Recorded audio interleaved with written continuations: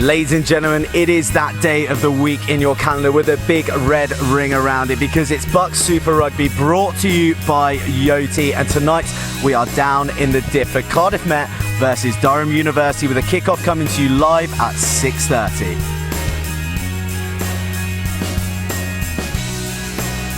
Well, welcome ladies and gentlemen to Kincoid in the land of hymns and arias, where the heavens have duly opened and there has been a deluge this evening. It is clearing up a little bit, but there's a bit of spatter around, but nothing that these boys can't handle. And a man who knows this turf better than anyone else is former Cardiff Met captain Aled Evans, who's here to join us with his expert opinion once again. Aled, how are you? Yeah, very good, thank you. Mate, great to have you along again. You saw Cardiff Met last week. They bounced back, they beat Leeds Beckett. What were the positives? Yeah, you know, it was a good performance. It was difficult conditions really, but they managed to get a game going. They started well, the set piece went well, driving lineouts. I think they scored 2 tries, but you know, I think Leeds started to claw back, but it showed great character to come back there and managed to seal the win really. Okay, now Cardiff Met did the double over Durham last year, but only by a whisker. What do they bring to the party? Yeah, you know, you're always in for a tough encounter really when you play Durham, and you know, they have a good set piece again, like I said, so it'll be a good encounter to go out there again today. But yeah, they have a good backline as well, like to throw it about in the right area, so you know, we're looking for a good game tonight. So in for a hell of a game. It's 4th plays 5th as we take a look at the league table, and we can see just how congested it is at the moment. As you see, Durham there on 19 points, Cardiff Met here on 17 points by virtue of bonuses, so tries could be crucial. The people they're chasing is Bath up there on 22 points, and it is a rearranged fixture week this week, so there is only one more fixture that's unfolding, and that is also tonight. It's taking place at 7:30 p.m. tonight at Kingston Park up in the northeast, where New Boys Cardiff are looking for their first win. Northeast switch with Cardiff this evening for both fixtures, and we'll bring you regular updates from that game. So that's the table, that's the fixtures, we all know what's at stake, but someone who's been with us the whole way is our sponsors, Yoti. Easier because I had already set up on the app about 3 months ago actually when it first came to the island. I really like how simple it was to use. It's the kind of convenience we want in this holidays that we live in. Like, you don't really want to carry your passport around on night out, you're always going to have a phone on you. The convenience to be able to go up and get my phone and just scan a thing. It's just easy, you have all your stuff in one place. And it makes life a lot easier when you're trying to prove your age, and it's quite versatile as well.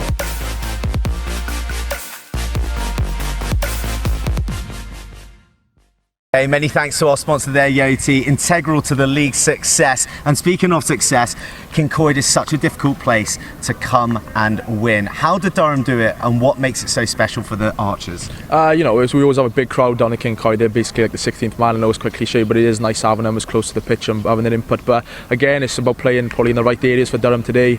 You know, again, this piece going, make sure their line-up is functioning, and then hopefully then they can kind of get this crowd to go a bit quiet, and hopefully they can get on top and maybe get a win. And in one word, your prediction? A Met win. A Met win, but I wouldn't pay too much attention to Ali. We've got 2 great sides here, and we can't wait for the game. But that's our views. We caught up with the coaches, so let's hear from them while we dash up to the commentary booth. Danny, great to see you always down at a blustery Kincoid. Durham coming down there, a tough prospect. Absolutely, they've really started the season like a train. You know, probably one disappointing performance against Hartbury, but in every game that we've seen them, they look a really good outfit this year. You had a bit of a stumble in October, but you got it back on track against Leeds Beckett last week. What are the differences at the moment? I think mentally, and I think the quality of the rugby, the quality of the programme. Sure, if you're not on your game and you don't bring the level of physicality and in sort of intensity that you need, I think you know that any game could be tough. So we're looking forward to tonight. Now, Met were a pillar of consistency with team selection last year, but you're mixing up a lot more. Is that because of the Welsh League, or is it because of competition for places? A bit of both, really. I think it started with maybe us securing that position in the Welsh League, and that's gone really well, which has in fact in turn given us a few selection decisions to make. So I'm not sure we know our strongest side yet, and I think over the coming weeks that's going to be one of the coaches' challenges, is to really nail down what we think our best side is moving forward. Okay, and as we slowly get drenched, I must be very British and speak about the weather. Is this going to make a difference to the game plan tonight? I didn't realise it was raining. This is normal Welsh weather, and we're excited. By kick-off time, the sun will be back out, and it'll be really beautiful down here. I'll believe it when I see it, Danny. Look forward to seeing your boys out there. Thank you. Alex, we'll keep it brief because it's beginning to pour here. You had a stumble against Hartbury. You bounced back last week. Your players must be excited for this challenge tonight. Yeah, I think if you're not excited to come and have a game of rugby on a Wednesday, that's what you've prepped all week for, so that's exactly why you should be excited. Well, speaking about preparations, I know that the weather is a little bit suboptimal in the northeast, but had you prepared for this kind of conditions? Well, we're in the north, so we must be used to it slightly. Probably not as wet as this, but this is warm. Wow.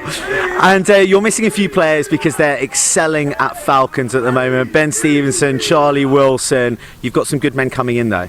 Yeah, and that's the thing. Probably got a better squad than we had last year in terms of depth and quality. So, as much as we'd love to them to play, it's an opportunity for somebody else to sort of say, what they can deliver. All season we've seen you scoring tries from everywhere, but it's tonight a night where we're going to see you keep it tight and see a lot of forward dominance. I think we've got to play what goes on. I mean, if the weather stops, it'll be a lot easier. It's going to be more difficult too, but they're challenges to our skill set more than anything else. Excellent. We're looking forward to seeing you out there. Cheers.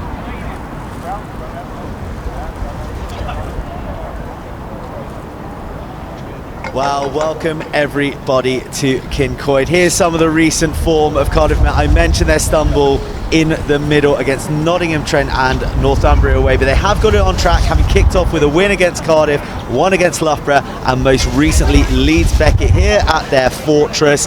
They are going to look to get their title challenge back on track with another win and gain some valuable momentum. Their prospect tonight, though, is a high-flying Durham. Such a disappointing season last year. They kicked off this season with 3 wins against Bath, much fancied Exeter, New Boys Cardiff, a big stumble against Hartbury, but they again, just like Met, they got back on track last week with a 32-19 win against Loughborough. So it's welcome to Kincoid, where it is wetter than the Narberth Otters' pockets, who incidentally inflicted Cardiff Met's first league defeat of the season in the Welsh Leagues a fortnight ago, but since then they bounced back with an important home win against Beckett, as I mentioned, and they're looking to roll on with a win tonight against Durham. Sean Howard will be looking to back up his 2-try performance from last week with another barnstorming performance in the hooker jersey. He partners feisty Sam Cochran and Will Hurd in a front row, missing Harry Seaward through a bout of tonsillitis. In a game full of individual battles, Luke Northball will be leading the midfield charge from 13. With 3 tries already this season, he's in red-hot scoring form, but must also be on his defensive best as he faces another outside centre with a nose for the line in Miles Rawston-Rudd. That man, Rawston-Rudd, has been a revelation this season. His ability to find himself in the right place at the right time has made him the Palatinate most deadly with the line beckoning. Kicking consistency has been a problem, but New Boy Fawcett has been handed the kicking tee. Can the Kiwi be the difference? The side is led by Welshman Colin Markham, a Llandovery College graduate. He'll be looking to get one over his countrymen, though he did represent England students in the summer in France.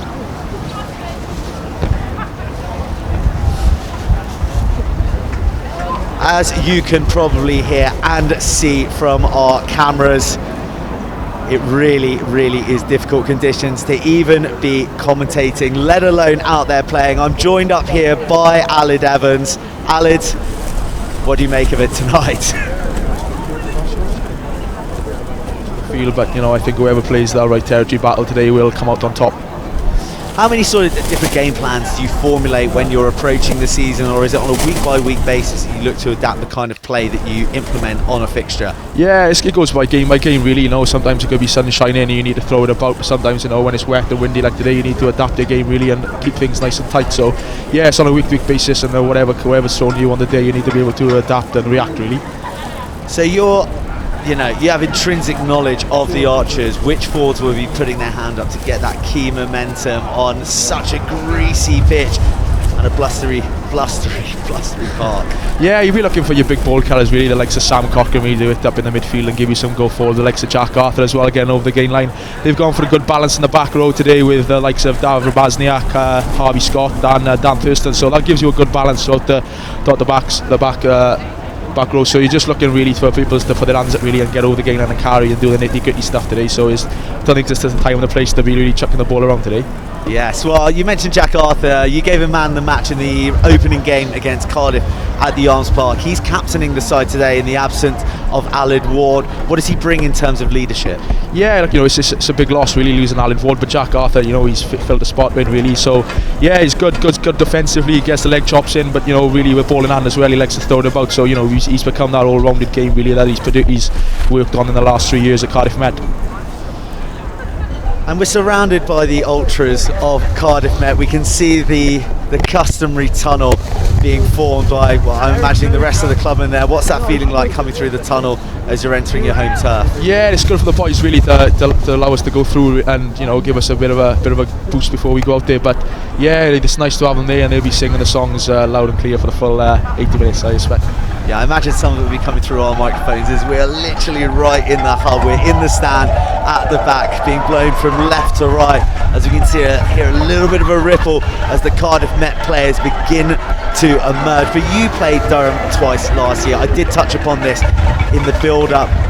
What is it about Durham that Met should be looking at? Because there's a lot of returning players. Yeah, they are. They're a tough team to break down really. So I expect it's going to be a really tough first half to 60 minutes where there's going to be hell for leather really, and just trying to get over the gain line. The gain line is going to be a massive battle. Whoever starts getting over there, and getting front football will start to come out on top. But yeah, they are a good team. They have a good set piece. Like I said, their line-up functions well, and hopefully their scrum will function well today. So I think Cardiff Met need to be on top form really to hold this Durham team out today. Yeah, you mentioned their line-up functioning well. They're captained by Colin Markham, who is a Welsh lad himself. Do you ever come across him in any of the age groups when you were playing? No, I haven't come across against him, but I have played against him in BUCS Rugby. He's a very, very good competitor, really good in the line-out and gets around the park a lot. So yeah, it's one to look forward to tonight. And probably one of the big things that Cardiff Met are trying to deal with at the moment is competing on two fronts. They're going so well in the Welsh leagues. I said they had their first loss against the Narberth Otters only a fortnight ago, but they're all but assured of safety in that league now. What sort of things do you think that they're having to overcome this year that they might not have last year? Yeah, it's difficult to balance both fronts really. The Welsh Championship offers a different kind of perspective really. In the BUCS Rugby, you kind of you've got to work on your physicality, your set pieces got to be switched on. But yeah, it's like our balance really and putting things across over the BUCS Rugby. So it allows the boys to get that kind of physicality front which they need to be able to progress really in this BUCS Rugby. But yeah, it's difficult to manage both. But I think that's what Danny Milton and Ian Gardner want to do, is produce a good programme which they are being really successful on both fronts. Well, you've been plying your trade in the Welsh Premiership for Bridgend. How have you found the difference, the step up from BUCS? Yeah, it is physical. Like I said, I touched on the set pieces. I think it's a step up again. But the gain line and the physicality is probably a bit more fierce than the BUCS Rugby. But it is a bit slower. But again, it's for me to be able to adapt really and come away from that kind of dual rugby that the Super Rugby brings and concentrate on my game more as physicality. Yes, that's Jouet Rugby being brought into question, and probably we're anticipating a little bit of a forward orientated game, but there are so many threats across both sides in that pack. Both back rows are teeming with quality. Harvey Scott, he was player of the year for Met last year. David Rabasniak, he scored in this corresponding fixture last season. While Durham, Chris Johnson, the man they know as Pingu, is a try machine himself. He got two memorable ones in what turned out to be a championship-defining performance against Northumbria at the back end of last season, while Josh Basham is in for influential Ben Foles. But what a man to bring in. He's been capped at 16s, 18s and 20s for England. He featured all 5 games in the Six Nations and in the World Championships. What a man to have to bring into the mix, Alan. Yeah, what a player to bring in. Really, I don't think he's been really getting much game time really with Durham this year. But I think hopefully now in this sort of conditions, hopefully this will go for his favour really, and he'll be able to carry hard off 9 and put Durham on the front foot, and hopefully they can kind of capitalise on that then. Absolutely, as those ultras continue to brave these conditions. The Guard of Honour gets longer and longer. It's been joined by some of the Cardiff Met substitutes, some of the Durham suits as well. They've had this long old journey down from the northeast. Alan, did you find those journeys quite punishing when you were playing last year, going up to the northeast, to the Northumbrias, the Durhams? Yeah, they are difficult places to go, and it is a lot of travelling. But I think it's part and parcel of the BUCS Super Rugby. It's kind of deal with it and kind of take it in your stride really. So here they come, the Palatinates, who've only lost once this term so far. A humbling at the hands of Hartbury, but one they are looking to erase from the memory. They got things back on track against their old foes Loughborough last week in a fantastic performance, scoring tries from everywhere as they tore the African Violets apart. But a tougher prospect lies in wait here tonight, with Cardiff Met at their fortress Kincoy, coming out to the roars of their home fans, and all sporting poppies on their shoulders in nod of Remembrance Day on the 11th of November. So the teams are on the field. We're waiting for the referee John Darcy, who's just doing up his laces before we get this BUCS Super Rugby fixture sponsored by Yoti underway. Running a few minutes short, but that'll be made up in a shortened half-time. Both sets of coaches have requested just a 5-minute break, so it doesn't sound like they're going to be going into the sheds. It'll be a quick turnaround, taking into consideration the inclement conditions. Ball is in Harry Johnston's hands of Cardiff Met. They're playing right to left, or left to right, as you can see on your screen, in the dark blue with the red shoulders, playing against Durham in their most traditional of colours, the unmistakable Palatinates, as Johnston kicks long, and it's fielded by the man we were speaking a second ago, Josh Basham, with all that England age group experience, who carries hard. Good to take one nice and early and get the momentum. That first contact so crucial when you're in these wet and windy conditions, and a hungry Cardiff Met on your back. They're going to look to exit here, and they do so via the box kick, where Jack Arthur is waiting. That's a tactic we saw at the Arms Park a few weeks ago, that Jack Arthur almost taking the position of the number 8, fielding these long kicks so he can either barrel back, but his distribution's good enough to get it out to the fast men. Yeah, look, I think they put Jack Arthur in there for a number of reasons really, because sometimes he can carry into contact and maybe make them yards, but sometimes maybe get 2 passes in and maybe get in the wide channels where the defensive line is kind of disjointed. So Sean Howard throws the first line out, and it's a crisp one as they find Luke Northmore on the cut, carrying at pace. A good first carry from him. He has been in fantastic form for the Archers so far this season. Harvey Scott next with the carry, and there we go, Jack Arthur, speaking of him a second ago, but it's a 2-man hit and he's driven back. That's the kind of defence that Durham will be looking to call upon to quell the Archers. Will be coming at them all night. Yeah, I think it's important for Matt Marsh and Harry Johnson to be bossing their forward pack really. I think you need to get them in the right areas, make sure the pot of 3 are there set, and I wouldn't pass the ball unless there is 3 there, because you need to be able to circle with the ball and go from there. Well, some very impressive handling and some consistent play from Cardiff Met there. Yields a penalty on the Durham 10-metre line. And Harry Johnson immediately points to the poles. Quite a bit of confidence. You can hear this wind just flying through the venue at the moment. The plastic bags that are covering our cameras and the hoods of all the jackets of the spectators who are braving these conditions manfully. And Harry Johnson, he's been mixing with Russell Bennett in the Welsh Leagues and BUCS. I think they're kind of neck and neck for the 10 jersey at the moment, so he'll want to slot this one to settle the early nerves.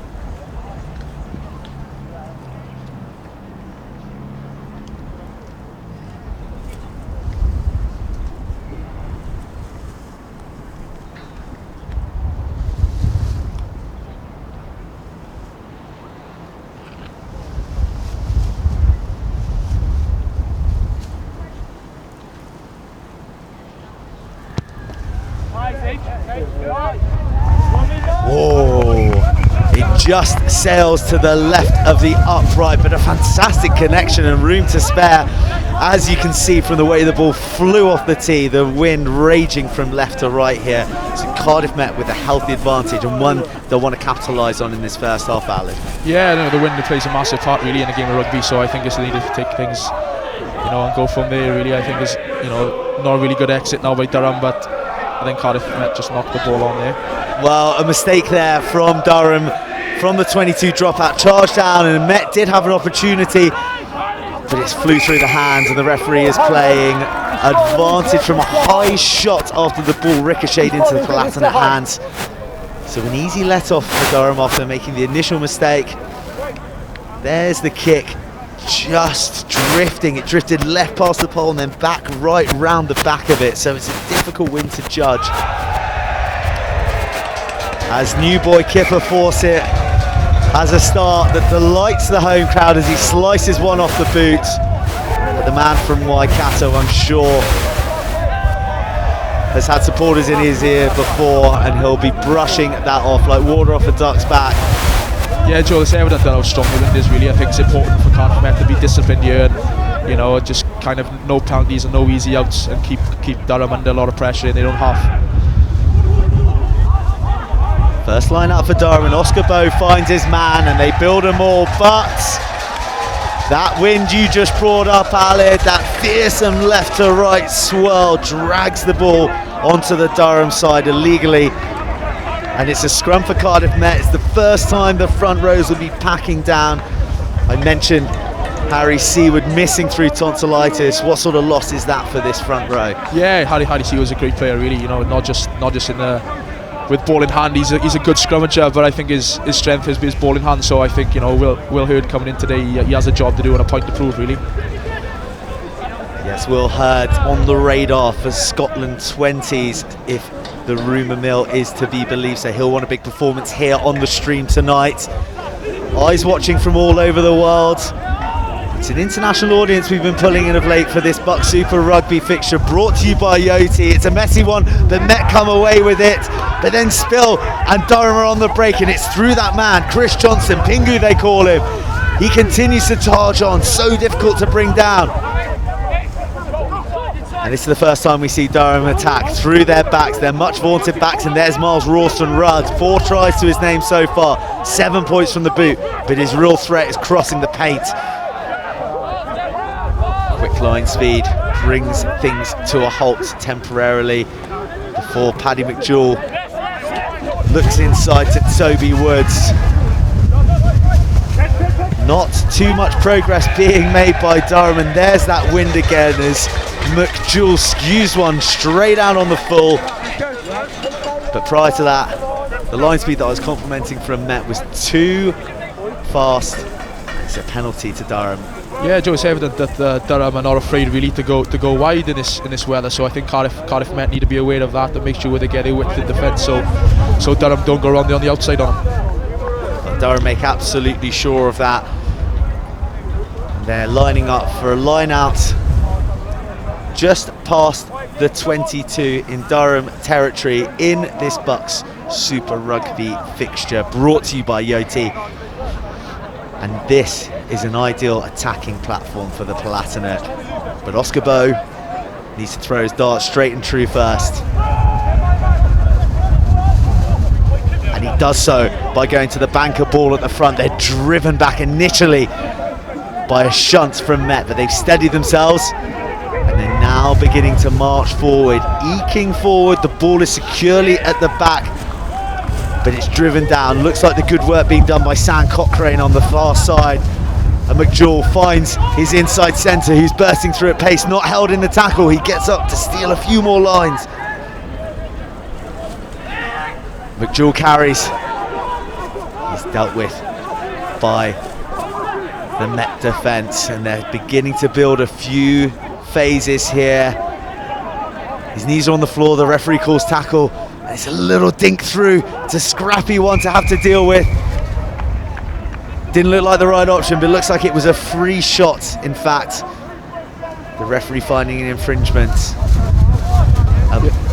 Yeah, I think that's 2 offside penalties now. I think Jack Arthur needs to have a word with the boys now. I think it's in areas of the field where Durham have been dangerous, so I think they need to get on the back foot really and kind of stop giving away penalties in areas which Durham can put the ball over the posts.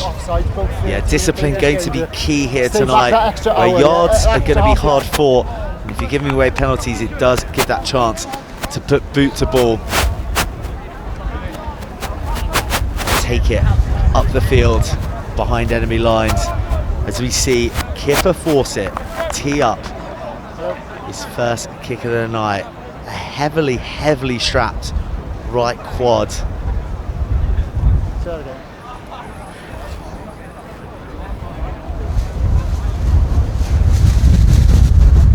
We've got a prime view from our commentary booth here as he looks to get Durham off the mark and open the game's account.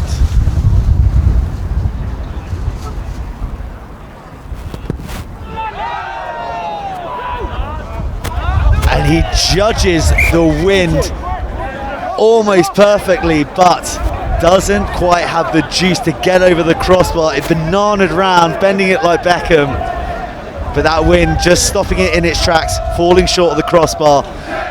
And Met get a let off and a chance to launch it downfield, which they do to the man who's just kicked. And Julie knocks on. Yeah, it's a great target platform now for Cardiff Met. Midfield scrum options both sides, so hopefully now they can kind of capitalise here and maybe either score or get some go forward.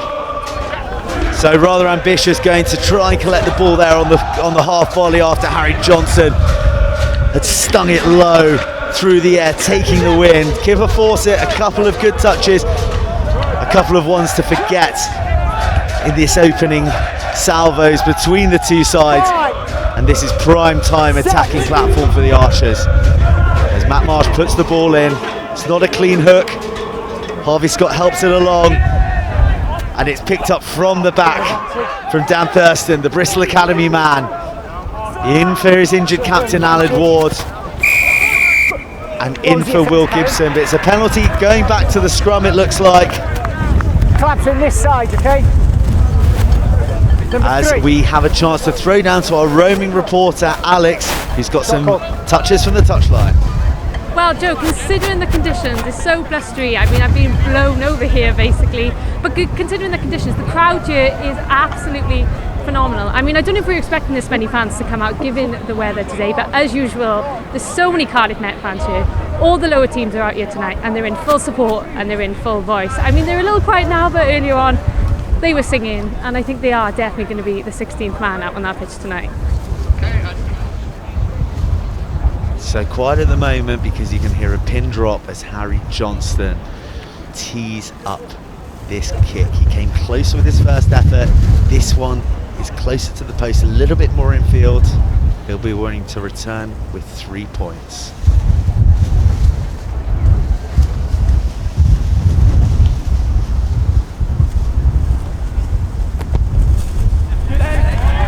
And he bisects the post on this occasion as you hear the crowd erupt. As Alex said, very noisy when the Archers are in the ascendancy. Johnson with a kick under his belt. The Archers with their first points of the game as they lead Durham 3 points to 0 with 11 minutes played. Yeah, I think it's important now for Cardiff Met to exit now really. I think Durham have had 2 chances to exit and they've been quite poor, so hopefully now Cardiff Met can have a good exit strategy now and hopefully applies the pressure on Durham in the right areas of the field. Playing with the wind in the first half comes with its own pressures because you know that you have to convert that chance with the wind behind your back, because otherwise you're going to be fighting into it in the second half and you don't really know what sort of points handicap it gives you, does it?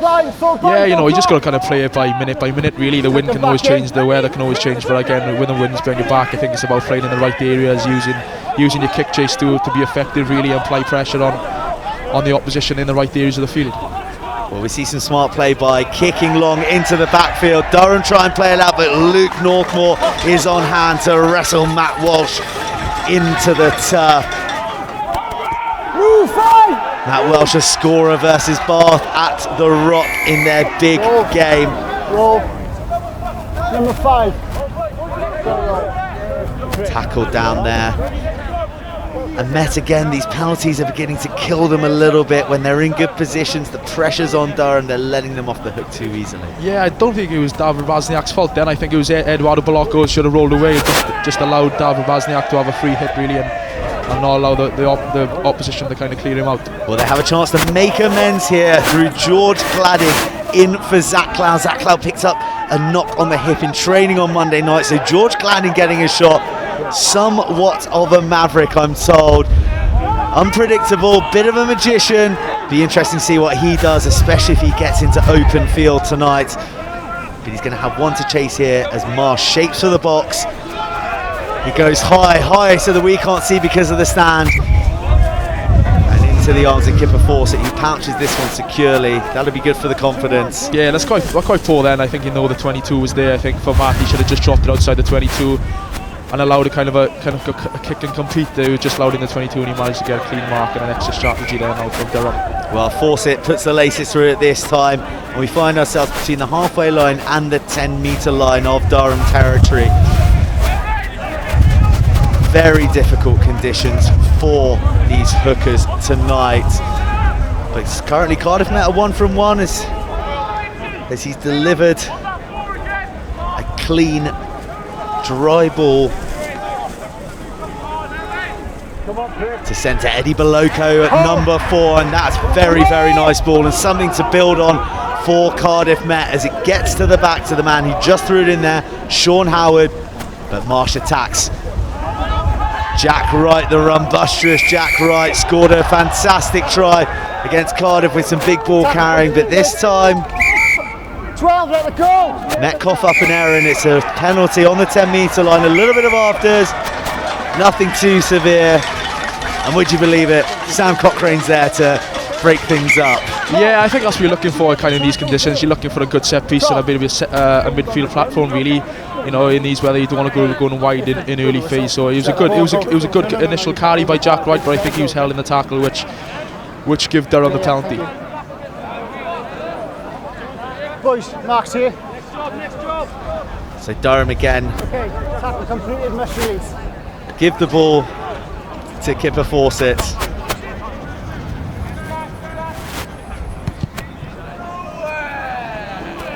And finds his touch once more. He's back in the groove, is Kipper Fawcett. And Durham now have a throw. Just past the halfway line on the outskirts of the 10. Oscar Bowe, he's 1 from 2. Can he improve those odds to 66%? He again goes to the safety net at the front. Colin Markham, the man from Llandovery. We mentioned a couple of times so far. Durham, due to this punishing wind, are being forced to play it out. They go to number 30, Matt Welsh again, who's slammed into the floor. And it's a penalty at the breakdown. And that's something for the crowd to cheer about. Yeah, and again, I think, you know, you kind of knew the set piece, you knew what was going on. I think the Durham support plays were kind of lazy in their approach then. You kind of know where the areas of the field you're going to attack, so I think the support play should have been, you should never be losing ball off first phase ball release because you kind of know where it's going to go. But yeah, you know, good turnover by David Bazniak, and you know that's why he's in the team to slow ball down and get penalties like that. Bazniak is just a turnover machine, is he? Once he gets a sniff, you can't get him off the ball. Yeah, he's got a good centre of gravity, you know, not the tallest of boys, so when he gets over the ball he's really hard to move, and he has some big quads and some big glutes. It's quite difficult to shift him, but yeah, great player. A vice-like grip when he gets over the ball. Well, we mentioned him a second ago, George Gladding, a man who I know not too much about. We mentioned he's a little bit of a maverick. Well, looks like he's got a long kick in his box of tricks as he relinquishes Harry Johnson of the responsibility. He finds himself 53 metres from the Durham poles. And what a way to announce himself to this home crowd if he can split the poles from this distance.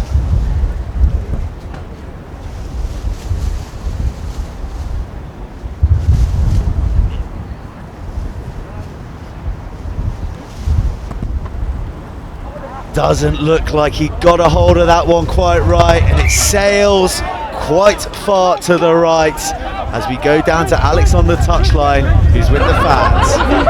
Well, I said they were here making a racket, and they've actually brought, it seems, their own racket. Boys, just explain to me a sec. You've got a saucepan in your head there, and you've got, is it a tray, a bacon tray? What is up with the kitchen utensils tonight? We're just making some noise for the archers. We're just making as much noise as possible. Is this a weekly thing? Is this something that the first team have asked you to do tonight, or are you just doing it for a bit of Our fun? social sacks have asked us to do just for this game today, just so we can make as much noise for the boys as we can. Is this a punishment for the freshers? Are you freshers, or? It's mainly for the freshers, yeah, but it's more of a laugh more than anything, so anybody that wants to get involved can get in on it. So. And the atmosphere here at Rugby One, how great is it coming down here supporting the boys and matches like this, even in conditions as blustering as well? Best atmosphere in the league. Fantastic, boys, thanks very much. There we go. Great atmosphere. Best atmosphere in the league, he says, as Jack Arthur gets the pulses racing with a big carry. But once again, it comes back to us and it breaks down with a knock-on. How about that, Alan? Yeah, that's twice now. I think Harry Johnson can position himself a bit closer to 9, so the ball's not travelling in the air so much and the wind can't get to it. So if I was Harry now, I'd be pushing my backline in a bit and getting a bit narrower to my 9 so the ball doesn't go in the wind. Sagely words there from Alan. The errors really hampering Cardiff Met at the moment, but they are playing in the right areas. That kick from Gladding just going astray. As we stop for a break for the influential Colin Markham. Spoke to him last week. Very lively character, a totem of this Durham side, and a man they won't want to be going off through injury anytime soon. No, he's been good at line so far. I think he's taken 2 front balls, and I think it's important that Durham now, regarding the line-out, is to go front, because I think they didn't have much success going in the middle, especially the wind. I think it's important now to go front and make sure they keep getting their set piece to function really, and maybe hopefully go from there and get some success in this game. But when you're dependent on one option, that being Markham at the front, surely it's only a matter of time before the opposition, in this case the Archers, start to pick it off. Yeah, that is a fault of it really, but if you back your process and you manage to get your lift and your throw and your jump, everything to be spot on, hopefully then you can kind of win your own ball.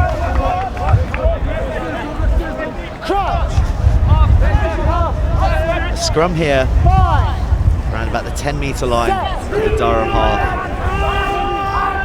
Ball in Jacob Collins' hands, and the scrum is steady as it has been all night, and they pick off the back. Drew Basham, who tries to slip one out the back door. It goes to the floor, but it hasn't gone forward. Durham regroup.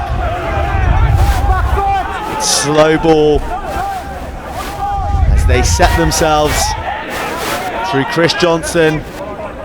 Fantastic scampering in the outer channels, but just as able in the loose.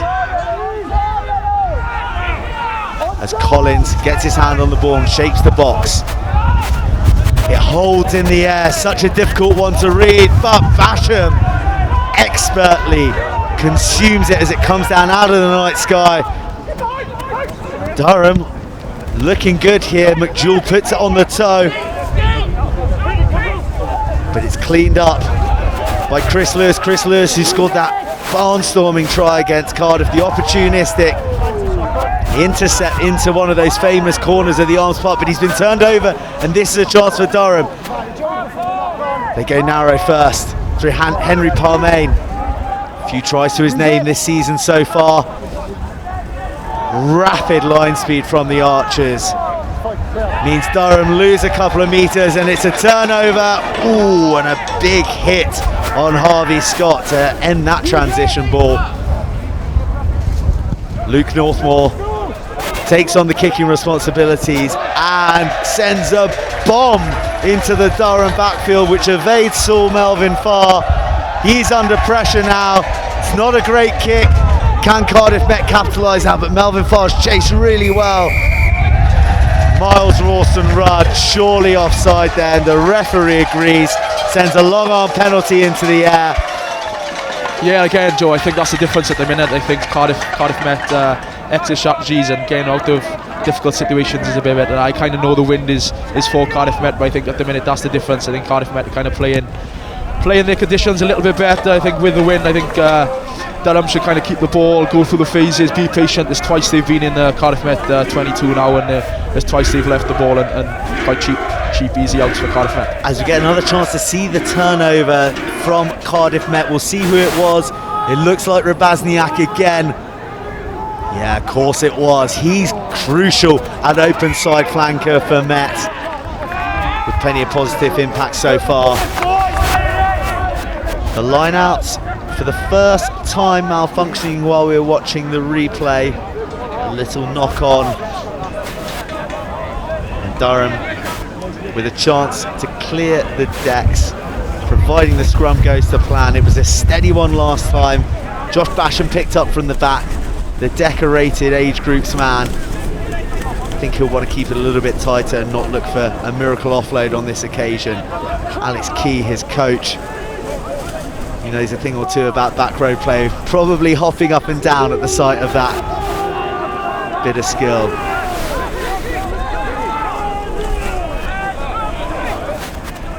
Durham get it clear, and they carry into the Met midfield. Harry Johnson and Jack Wright deal with him. Then it's Jack Arthur's turn to put a tackle in. Elliot teases forwards up. Again, who are met by a Met wall. But once again, they stray offside. Someone needs to grab by the scruff of the neck and say, just take a yard back. Yeah, again, they can't keep. Durham are going to keep capitalising on this now. You know, I think Cardiff Met are giving them easy outs in difficult situations. I know the weather is for Durham at the minute, for Cardiff Met at the minute, but I know the penalties are giving them easy outs and allowing pressure to be relieved.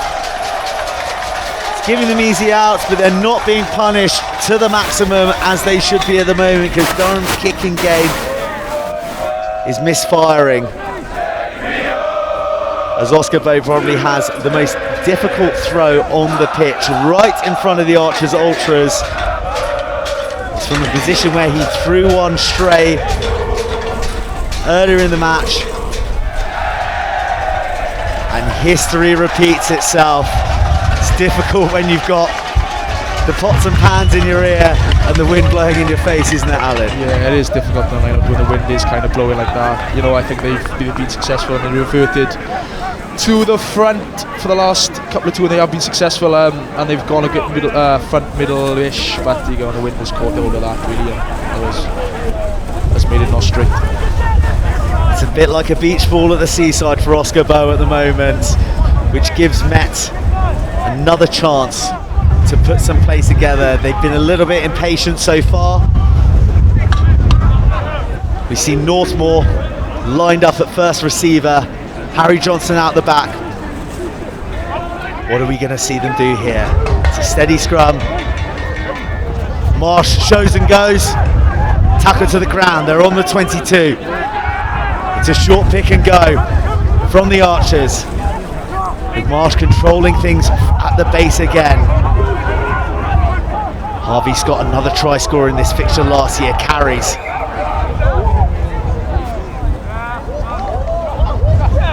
As the referee awards a scrum there, it looked like the Durham man couldn't get out. Met looking for a penalty, but the referee adjudicating that it was impossible for him to roll away from the contact. Yeah, that was a great carry then by Harvey Scott. I think in conditions like this, it's important for the latch supporting player to get over the ball early and maybe give him some go forward, so it's not just one person carrying it, it's the defence again two go forward. So I think there was a great carry then, but whoever was on the latch then and sealed that ball off nice and quickly was done their role and done their job.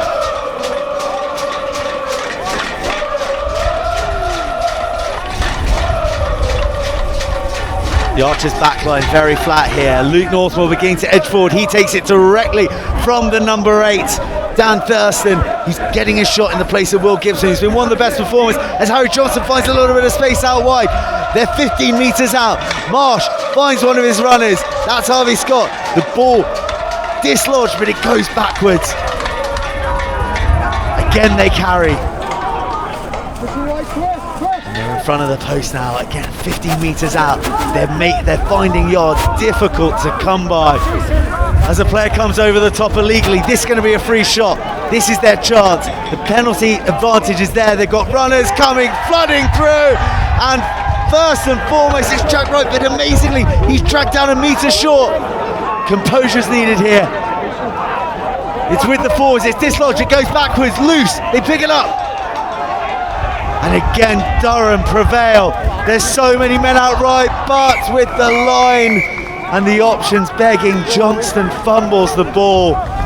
He had 4 men to his right, and it's a try-scoring opportunity gone begging. They have the consolation of the penalty, but that was the time, wasn't it, Alan? Yeah, it was a great initial carry by Jack Wright. I think he ran some weak shoulders and managed to go with the gay line and managed to break and have a clean line break. But you know, it was unfortunate that he weren't able to finish that off.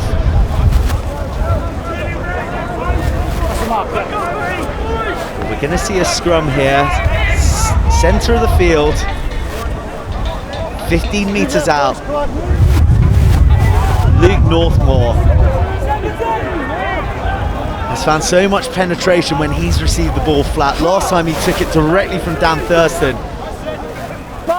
So many toppings for this Met attack from set piece.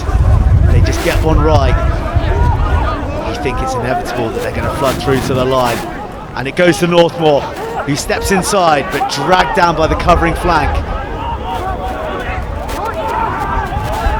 Jack Arthur this time, it looks like.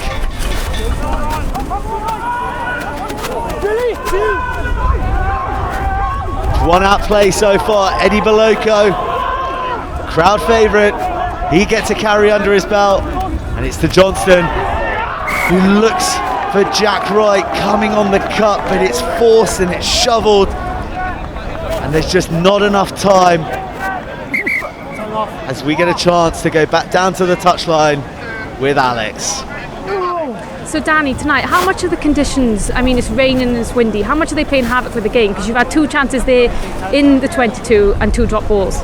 Yeah, they're not ideal, and the conditions, the wind, the rain have played an impact. However, you know, that's sometimes what you've got to play rugby in, and I'd like to have seen us being a little bit more accurate and look after the ball a little bit better than we have.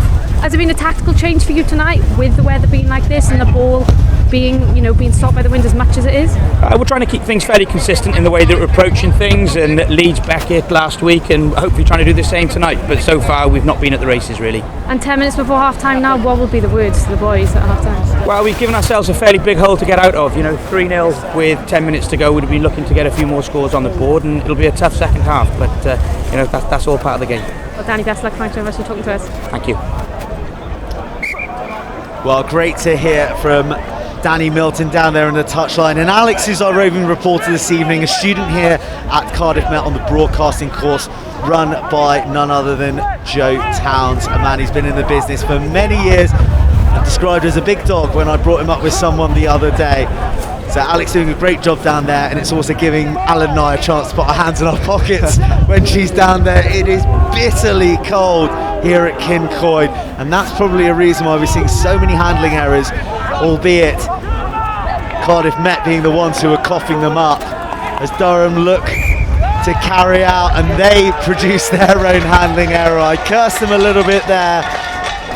Due to the wind, it looks like they feel that they have to take on the carrying responsibility and just grind their way out. Yeah, I think both coaching staff half-time will just be talking about respecting the ball a bit more. I think controlling the controllables really. I think, you know, forcing the offload which wasn't on and making that pass wasn't on is not helping anyone. And you know, I think both teams are kind of being sloppy with the ball really. So I think moving into the second half, I think it's just about respecting the ball a bit more and maybe going through the phases, and hopefully something will arise from that then.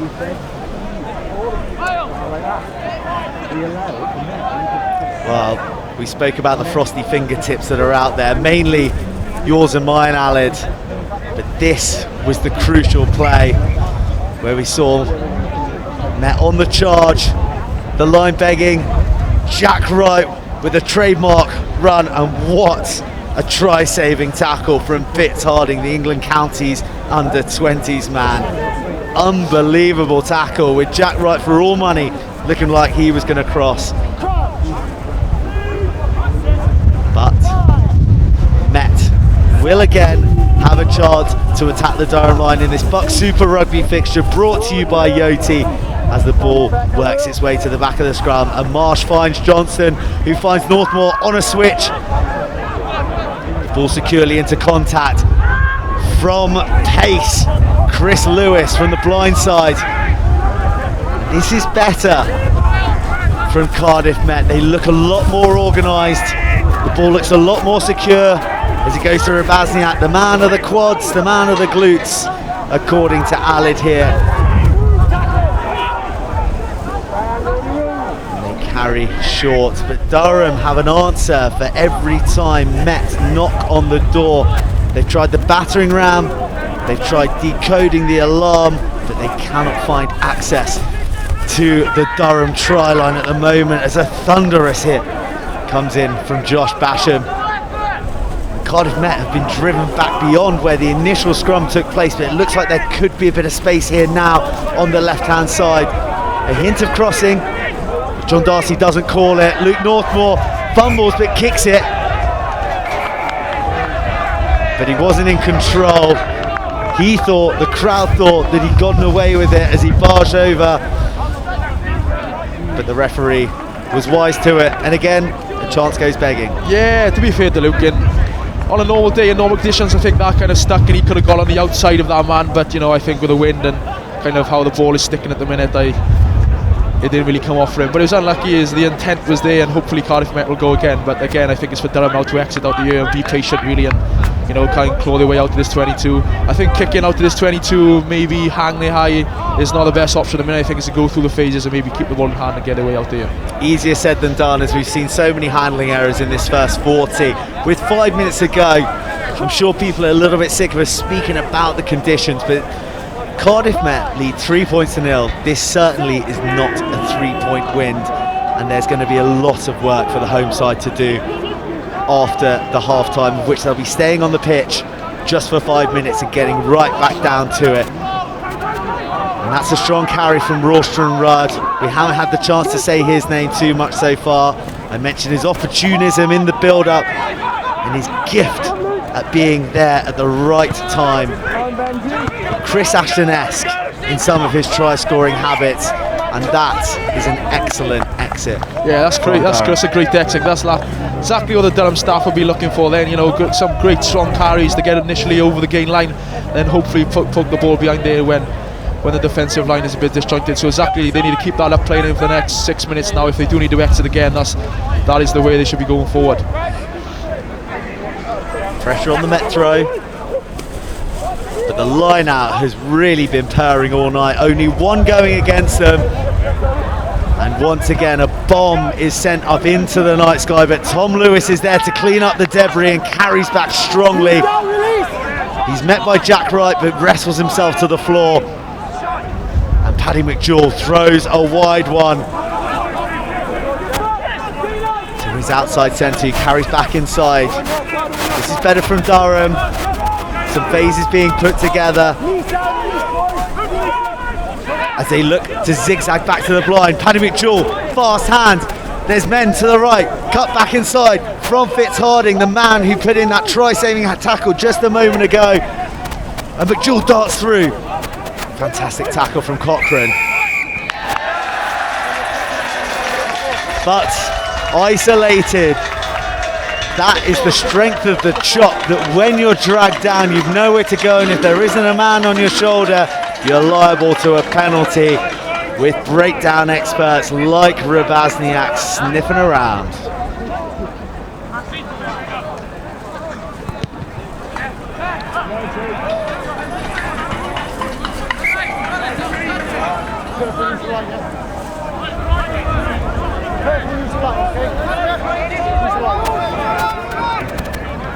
Four minutes remaining. Cardiff Met 3, Durham 0. In this BUCS Super Rugby fixture brought to you by Yoti. Durham steal the Cardiff Met line out, but it bobbles loose to a Met hand who promptly knocks it on, and it's back in Durham hands. It's scrappy, but the ball has gone loose, and now they've got space. Fitzharding again, what an impact he's having in this first half, defensively and now attacking. As McJewell puts the grubber in again, it's a tactic we've seen a time and again so far this half. It's starting to work for him more and more. But the Archers with the ball in hand, and they break down the right wing. The inside pass by Jacob Collin covering back. A Welshman himself from Landrillo. You have to check my pronunciation of that there, Alid. Yeah, something Landrillo. Yeah, you can add less to it than double L's. Yeah, a lot of double L's. It's partially charged down, but it breaks to McJewell, and he's in open field, and he's got support from Rawston Rudd, who's hammered by George Gladding. But there's still danger. Met need to be aware as Durham continue to probe, this time down the left side, but they go more central this time. It's in the hands of McJewell, the orchestrator of the attack. Yeah, the last couple of phases I've been impressed with Josh Bash, and the minute he's been getting over the gain line. I managed to give Durham the front foot ball that they've been crying for all game at the moment. A little bit static there from McJewell, but he starts to get some momentum through his big men once again. Markham, this time with the carry. Cochrane again with the tackle. His defence has been impressive. And that's one hell of a line by Chris Johnson. But the door is slammed shut by the Archers. But again, that's exactly what Durham would have been looking for, really, to get it, just keep the carries nice and short, just get over the gain line, be proactive on the floor, look for a long present and kind of get a quick ball looking from there. So, you know, I think Durham's tactics and game plan over the last 5-8 minutes have been spot on, really. So hopefully they can carry this into the last 2 minutes of this half. Well, with a penalty right in front of the post and the clock, you can bet your bottom dollar that they'll be going for the sticks. And 3-3 at the break. They will be delighted with that, having spent such large swathes of the game in their red zone. Markham down once again. There's also a Met player down. He's not looking too seriously as we get a chance to have a look at the replay. Became a bit static for Durham. They began to get a bit more momentum, and then it was Chris Johnson, I think, coming on this short ball at pace after this breakdown where Markham carried. Absolutely clattered by Cochrane. He's been fantastic in defence tonight. Yeah, he's been getting the low chop tackles in, which allows the likes of Bazliak and Harvey Scott to get over the ball and compete.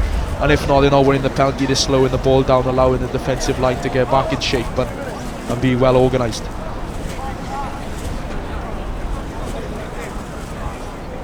One and a half minutes remaining on our clock. The clock is red in the stadium, and Kipper Fawcett has the chance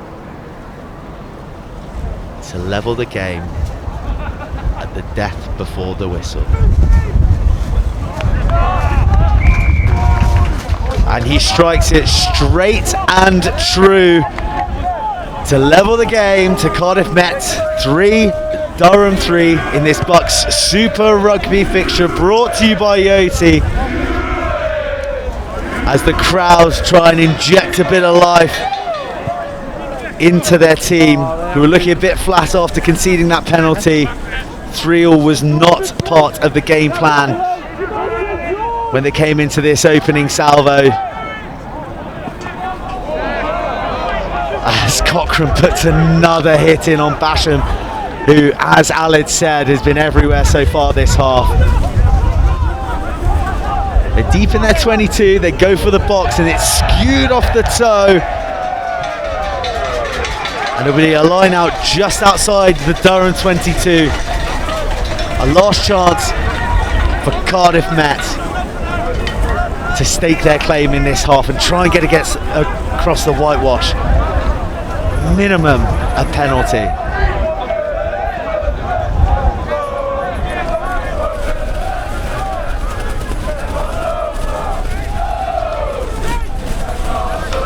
Again disrupted by the away side, and it's a wrestle, it's a fight to see who's going to take it. The referee has his arm out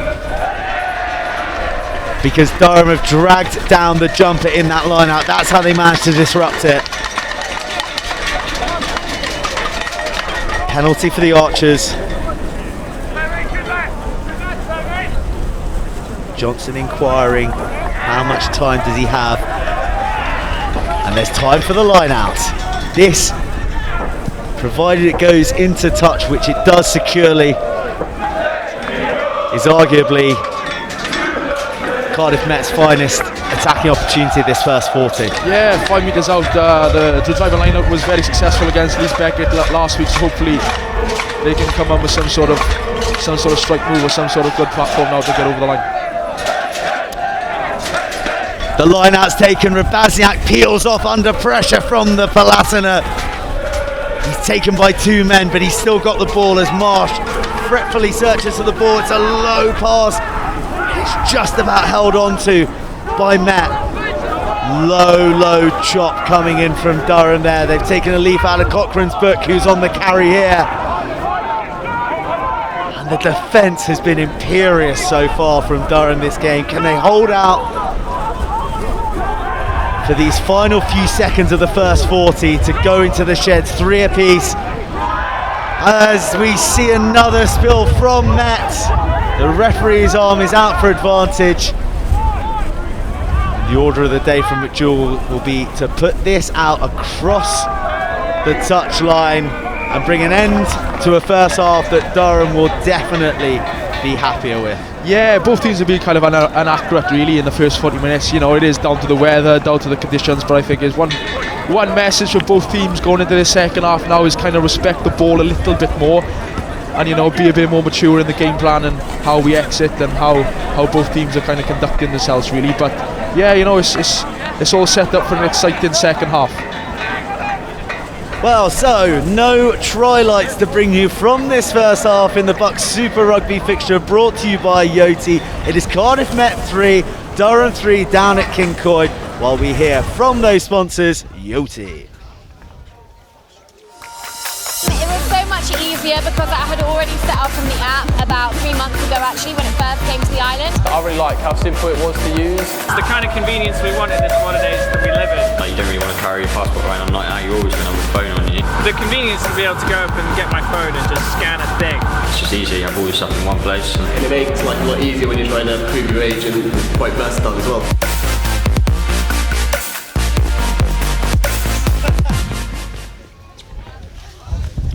Yoti, the people who have been supporting this league since last season, taking it to the highest of heights. More spectators coming to BUCS Super Rugby games these days than they are the Championship. Such is the fervour for this league. The launch pad to greater things for a lot of these young players. One of them who you played with last year, Alid, who you caught up with at the weekend, Alex Donbrandt, the poster child for Cardiff Met, now playing for Harlequins, scored a try at the weekend. He's already got a first team try under his belt. What a story. Yeah, you know, it's nice to see him really over the weekend. It's nice to see him settled up in Guildford, and you know, he's obviously producing on the field, which is always a bonus. So yeah, everything's going well with him. Great to hear. Right, so as I mentioned, not many try lights to bring for you here from Kincoid, but there certainly were a few in round 6.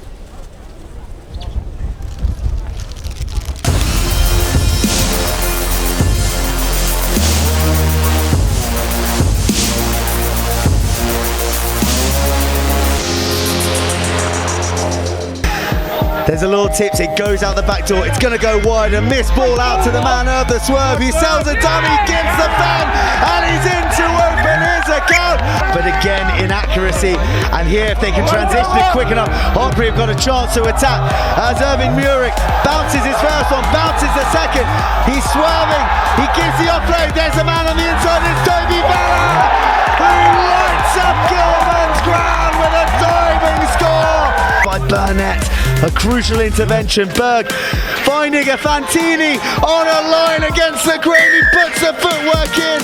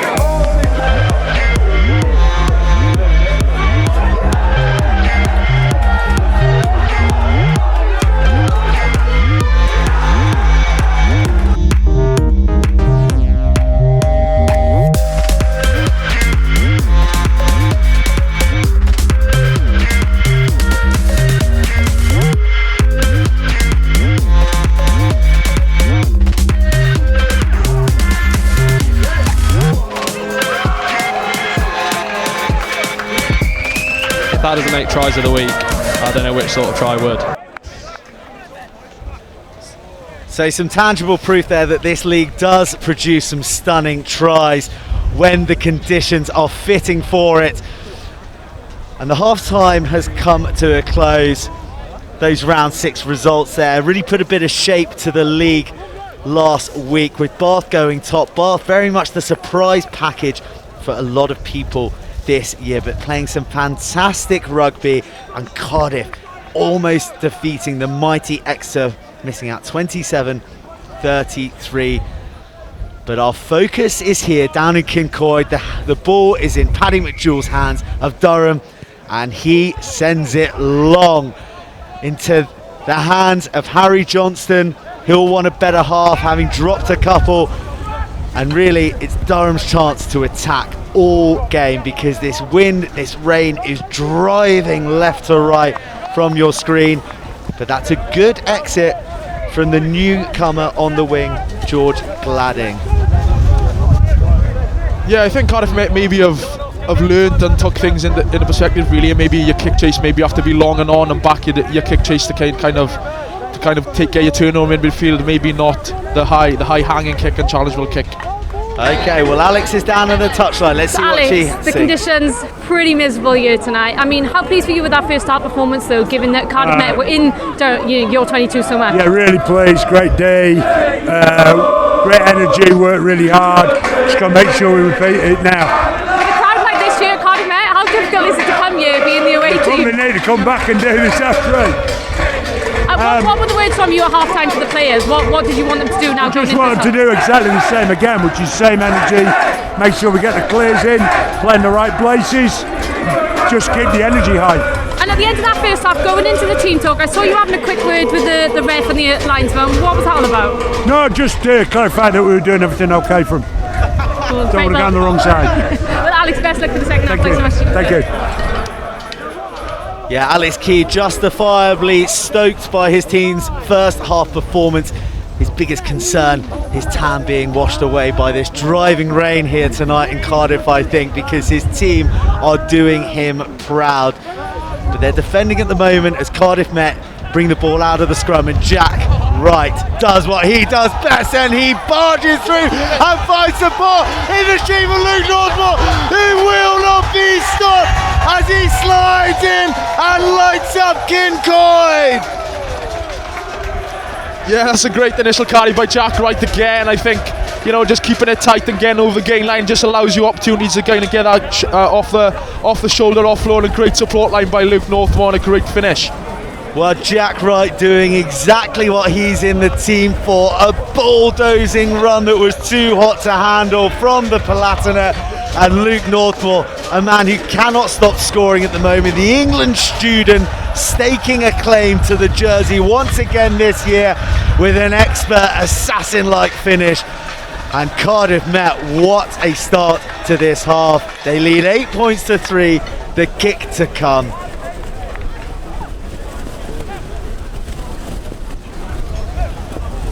But in the most testing of conditions, Matt Marsh comes to try and assist his number 10. He waves him away. He says, "I've got this, boy." Let's see if that's the case, because he's got a hurricane to get this ball through first.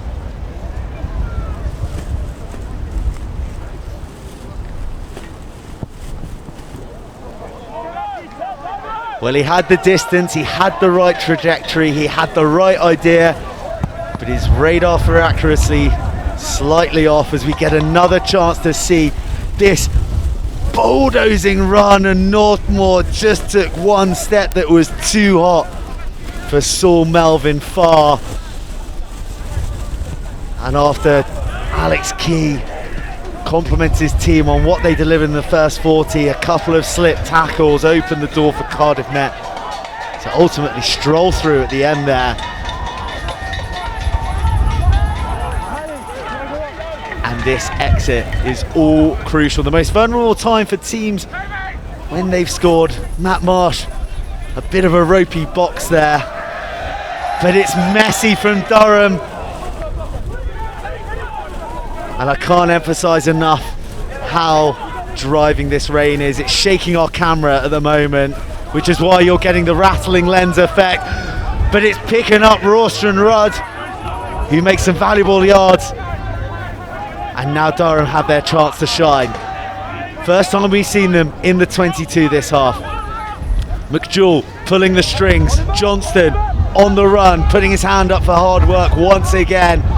But a two-man hit stops him in his track. Fitzharding now, his back row accomplice. That crucial tackle in the first half. Has he been held up? The referee says that was a maul. So despite the Palatinate bringing it down, it's going to be a scrum to Cardiff Met, and they are so much more fired up this half, Alan.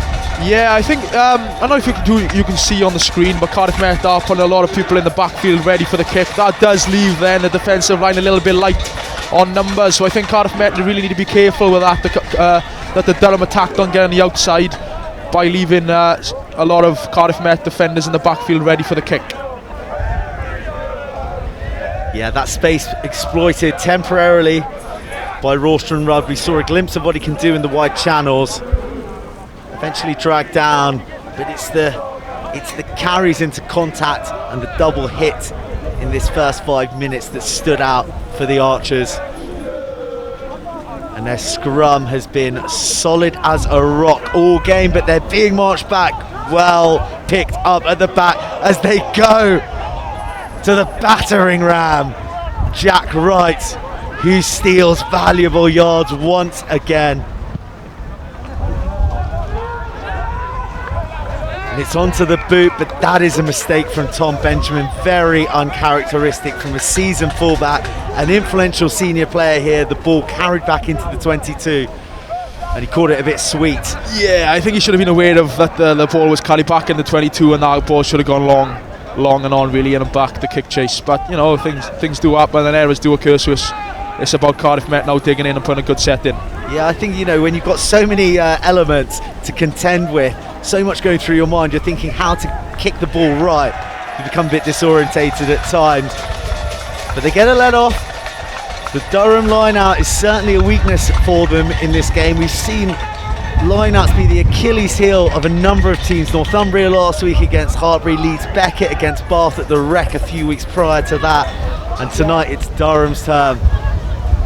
Yeah, I think Cardiff Met should just stick to what's been successful with them at the minute. I think a nice exit by Jack Wright, carrying hard in the midfield, and hopefully then can set a nice kick, get everyone on their feet, and a nice kick chase then, and apply pressure on in Durham in their own half. As we see a crucial substitution here as Harry Johnston puts on a big warm coat, and he is replaced by Russell Bennett, the fresher. He's impressed in the Welsh leagues, he's featured in BUCS, he scored a lot of points against Loughborough in their home victory here earlier in the season, and he's got 33 minutes to stamp his authority on this game, manage a very, very technically difficult game,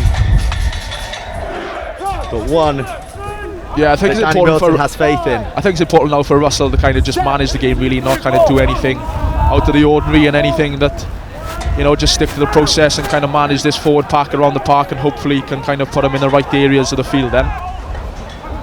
Well, Dan Thurston carries like a rocket from the back of that scrum. Matt Marsh is charged down. It's cleaned up by Marsh himself. Well played. Back front. And with no scrum half there, Bennett goes in to play the 9 role. Use it. Take it back. And then finds himself in the pocket. Has a lovely connection, puts the ball high up on Melvin Farr, the man who was stepped for the try. And he is handcuffed by the man who stepped him. Luke Northmoor is harassing Saul Melvin Farr at the moment in defence and offence. And that is going to be a scrum down. Cardiff Met ball. Fantastic kick chase from the Archers. Yeah, I'm quite disappointed in the way Durham have kind of managed this second half so far. I think what was going successful from in the first half was kind of foreign orientated carries, getting over the gain line and put them on the front foot.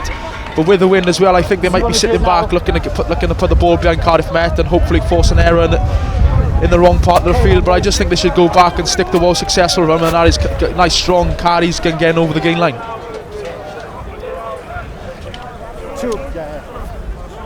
So Cardiff Met just eking up to the 10-metre line as we go to Alex, who's with the Cardiff Met coaches. So I'm just with the BUCS coach for Cardiff Met now. Chris, just talk us through that change that you've just made there. Yeah, all we're trying to do really is play to the conditions. We feel we just need to play in the right areas, put the ball in the right areas of the park. We feel Russ will do that with a kicking game now, and hopefully our kick chase game, as you've seen, will hopefully turn over ball, or we'll be in the right areas hopefully to manage this game like we did very well in the first half. So with the conditions the way they are, they're looking for him to boot the ball a bit more in the second half then? Play our way into areas to make those decisions. We were loose in the first half, didn't use those conditions well, so we feel we're comfortable with our defensive set, with our physicality, that provided we can play these conditions well in that area, we should come out alright. And great to see that try there at the start of the second half. Perfect timing, just what you wanted, right? Yeah, direct, strong carry by Jack, good support play by Luke. He finds the try line again, but that's hopefully now what we need to start to see ourselves doing in the second half better. Great stuff. Well, Chris, thanks very much for talking to us. Thank you. Great to hear from Chris there, a man that you were just full of compliments about, Alan. Yeah, Chris Joe, he came into the squad last year, and he applied a lot of elements of the game that was very good, and he's a good manager, comes up to you, speaks well, so I speak very highly of Chris. Yeah, very good coach. Well, he's speaking very highly of the Met performance at the moment in this second 40 as Durham pin them back with another long kick, and here is the flyer wearing the number 11 jersey, George Gladding. Found himself isolated, caused Met to rush in for the clear out, came off their feet, and it's a penalty for Durham, kind of from nothing, but a great chance for the Platinate, who stick it in the corner very promptly. No offences. We've got two men down here at the moment, a Met man and a Durham player. Can't see who they are exactly at the moment. Time off, boys. Looks like Luke Northmore. We got two boys. A key cog in this Met machine. They won't want to see him go off. A try to his name. And some unbelievable defence too. As we get another chance to have a look at his footwork. Talk us through this, Alan. Yeah, it was a quick initial carry, but Jack managed to go over the gain lane line when, and nice to free his hands and get a good offload to Luke. And he had a lot to do, he could have passed the ball and allowed George Gladding to go in, but some good footwork and good pace by Luke, as he showed for a number of years now in the BUCS Super Rugby. Like any top try scorer, utterly selfish with the line begging. He wasn't going to give that to George Gladding. We see another angle here, and the offload from right under all that pressure, having made the initial bust, is so impressive, and they're probably the passes that weren't going to hand in the first half. Yeah, that's something Jack has worked hard on over the last few months. Everyone knows about his ball kind ability, but he managed to free your hands and get that offload on, just makes you that more rounded athlete, that more rounded player. Oh, there he goes. We can give a little wave to the viewers at home. You can see us braving the elements just the same as the players out there. Do you know what? The weather's actually died down. We were getting blown left, right and centre before, but just when you get on camera, it all looks quite rosy as Durham managed to keep the ball despite it going loose. But under pressure, they yield a penalty. And from prime time attacking platform, the malfunctioning line out once again hinders them, and Met get a penalty for an easy exit, which Russell Bennett puts his foot through as he made the touch. Yes, just about. As I'm reminded by my producer in my ear that the boys on the camera stands are having a much tougher time of it than myself. Sterling work from the boys in these monsoon-like conditions. You can see how well they're doing to keep the camera steady. Sure, there's the odd jingle and jangle, but by and large they're doing an unbelievable job of keeping us in this game, which Durham are fighting to do at the moment, as their errors are now the feature of their play. As Met's claimed the line out. The line out has been so impressive from Cardiff Met, bearing in mind the conditions, as there's a little bit of a breakaway. They'll want to get it to the back. Yes, they do. They smuggle it safe. This is going to be difficult to defend, but Laurie Essenhigh, who's on for Matt Marsh, decides to take it out. He brings a lot of energy, a lot of spark, doesn't he? Yeah, he'll keep them. He'll keep them ABC defenders occupied by his little snipes around the fringes, and hopefully that'll allow space then just outside them for a big forward to run in some soft shoulders and get over the gang line. Okay, no advantage from the knock-on. We see a knock-on in the midfield. Met have found a winning formula. Give it to Jack Wright. He's going to hit the hole. He'll try and free his hand, where Northmoor will just be tottering on his shoulder, ready to score at a moment's notice. Doesn't come off this time, but it's certainly causing problems for Durham at the moment, as we're seeing a raft of substitutions at the moment. Luke Yendall, a man who's been involved in the Dragons 23s, Wales 18s. He's a fresher coming on to stake his claim as a youngster for the jersey. And you can imagine how drained these players are coming off.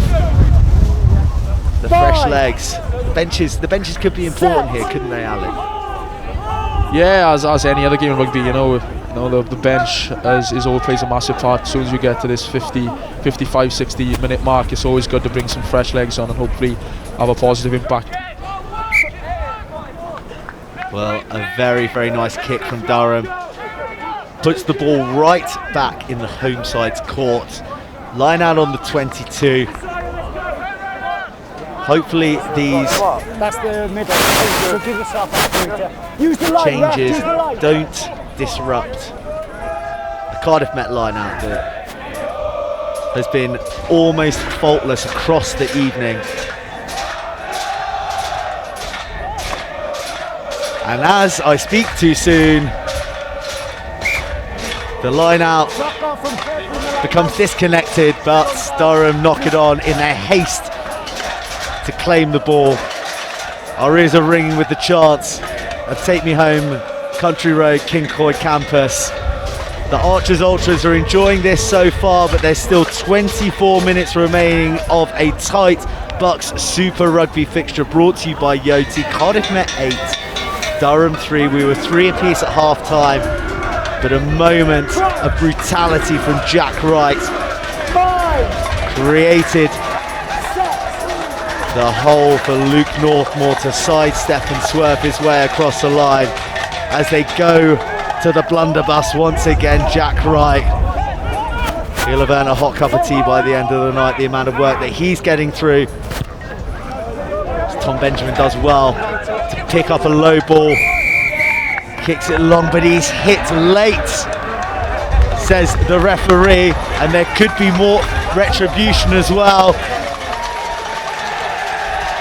The Durham player, Chris Johnson, throws his hands in the air. He can't believe it. We'll hopefully get to see a replay of that, because I was watching the ball sail long and high. Chris Johnson, a man who does the hard work, but he does the flashy stuff with the crucial tries. Let's see that again. It was a low ball that Benjamin struggled to pick up. Nothing malicious, but probably but timing issue. I'd say probably could have pulled out, but in my book, maybe it's pretty harsh. I think in the current climate that we find ourselves in, with high hits and late hits being such a hot topic of discussion, anything that's going to put a player's safety in danger is going to be punished. Yeah, Durham. Unless you're Owen Farrell, of course. Which I felt was a legitimate hit, but you might disagree there, Aled.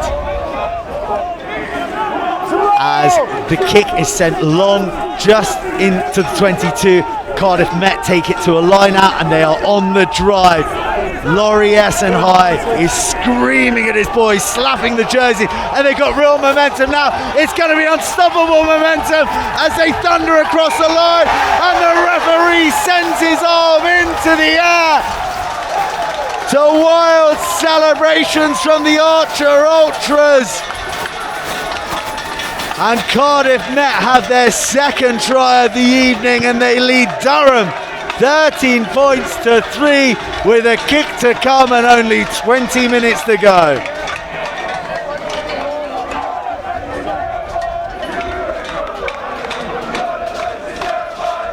And we're going to have a replay to see who was at the bottom of that. The referee had X-ray eyes to be able to see that one grounded. Such was the heap of bodies, but look at that irresistible momentum from the Archers. Durham just couldn't deal with it. Yeah, you know, that's a great initial upset by Cardiff Met. Managed to get a low body position, and then, you know, just got to be positive then, stay on your feet and kind of work your way towards the line. So yeah, you know, a great try, great forward orientated try there. So I think the pack and Ian Gardner will be pleased with that. Ian Gardner's the man who loves the driving ball. As Russell Bennett tees up his first kick since coming on as a substitute. Can he master the swirl?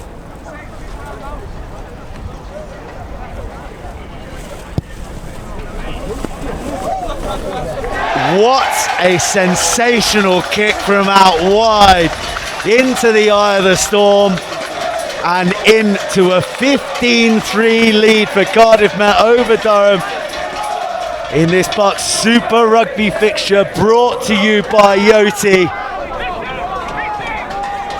It was a Met player in a scrum hat who the lads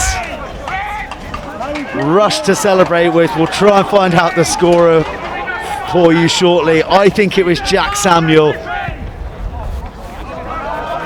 If anyone has more conclusive proof, then do tweet into us using the hashtag BUCS Super Rugby. As Durham chased this game now after such a strong 40 minutes where they were in the box seat with the wind behind their backs as well as in their sails. They find themselves 12 points down with a mountain to climb and a buoyant Cardiff Met. Yeah, I think ever since that Luke Northmore first try, I think, you know, the kind of momentum shift, and I think Cardiff Met now are on the front foot really in defence and attack, and I think, you know, Durham need to revert to what was successful for them. Like I've repeated myself a couple of times now, they need to kind of go through the phases, kind of keep things tight, and hopefully then things will arise. But I think the Cardiff Met defence, the line speed, getting off the line, the nice leg chops, and getting Davin Rabazniak over the ball is kind of playing a big part in the success Cardiff Met are having at the moment. As we see another shot at the late hit that yielded a yellow card for Chris Johnston. It really was the catalyst, because from that the penalty was sent into the 22, the line out was secured, and the rumble was on to stretch Cardiff Met's lead to 12 points. A contentious one that will have tongues wagging. Could he have pulled out? We'll never know. As Met go to Plan A, Route 1, Jack Wright, who loses the ball on this occasion. Yeah, that's unlucky by Jack. You know, I think the initial carry again was good by him, and you know, he tried to free his hands, but it was just a kind of wasn't really on, and he managed to get a real hand to the ball and managed to kind of just shot the ball really. So yeah, things are going well at the moment, again over the game line, but I think, you know, Durham need to up the game really defensively. We need to get off the line and shut this game line down, because Cardiff Met down a lot of success now. As we see David Rabazniak leave the field of play and enter the fray, Joe Jackson, Mr. Dependable, here on a PGCE on the bench for the BUCS Super Rugby final last year. He's a man who's been brought on for one job, and that's to shore up this game. Yeah, Joe Jackson, good consistent player. You know, every time he goes on the paddock, he's always given a consistent performance. You know, in defence he's very good, and in attack, you know, he'll get over the game line. So, you know, a great old head, good player to bring on, and hopefully close this game out for Cardiff Met. Muscular defence again from Cardiff Met as Durham look to penetrate their line. It goes deep to Paddy McJewell. It goes back to their favoured game plan. Put it on the toe, make Cardiff Met play out. But play out they have so far as George Gladding takes a run and gives it to Jack Arthur from the next phase. It's amazing to think that when Met had the favourable winds behind their backs, they could not hold on to one ball. They couldn't string a phase together. Durham were the team to beat. Now the shoe's completely on the other foot. Yeah, I think that, you know, defence coach Ian Gardner will be impressed now, but the line speed is getting off the line. I'm applying the pressure on the Durham the Durham defence here. Well, a lady who's right in the mixer of all the action is Alex, who's down on the touchline.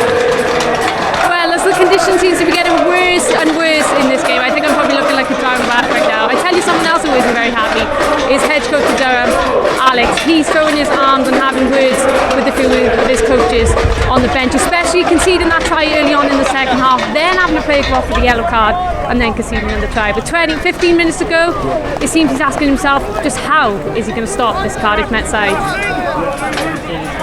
Great to hear from Alex. What a job she's doing down there. Too good a job in my opinion, Alex. I feel under pressure myself to perform with quality like that coming out of the Cardiff Met broadcasting ranks. You know, speak for yourself, Joe. I think we're doing the right job by you. Hey, Alex, you're the only person who's been invited back this season. We're a dream team, like Sonny and Cher, I'd say. As we see Durham go on the run, they're trying to get some momentum and they get that through Matt Welsh. To Basham, so powerful, so influential in the first 40. We haven't seen enough of him in this half. Durham will be fighting to get his hands on the ball. Big hit stops the Palatin in their tracks, but a cute ball off the top asks questions to George Cladding, who spriggles away.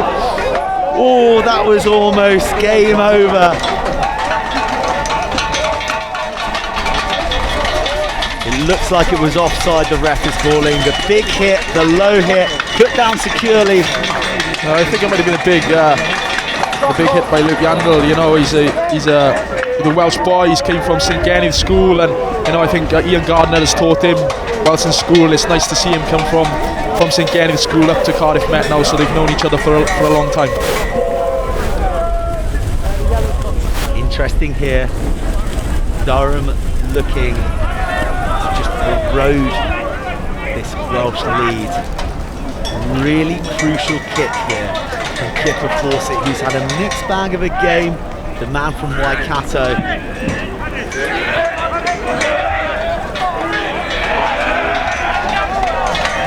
He's responsible for the 3 points that are currently on Durham's ledger. And he doubled the lead with this kick.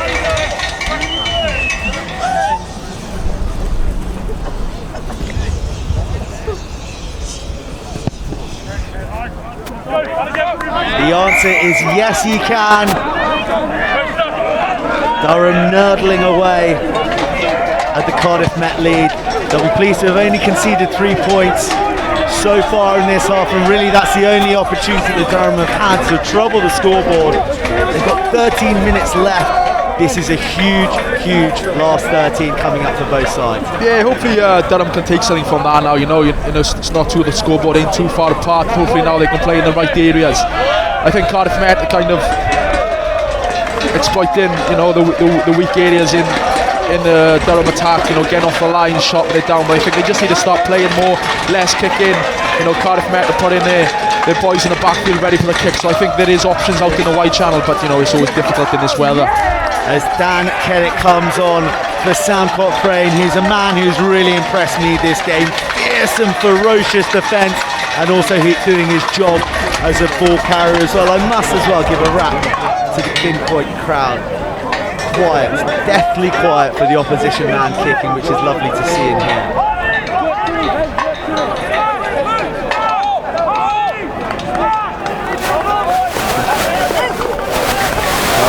Line-up's been under pressure all night.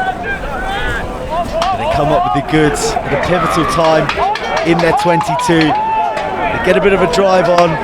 Cardiff Met not committing many men to the drive, but they're going to want to now because they're over the 10-metre line and almost up to the halfway. What a return.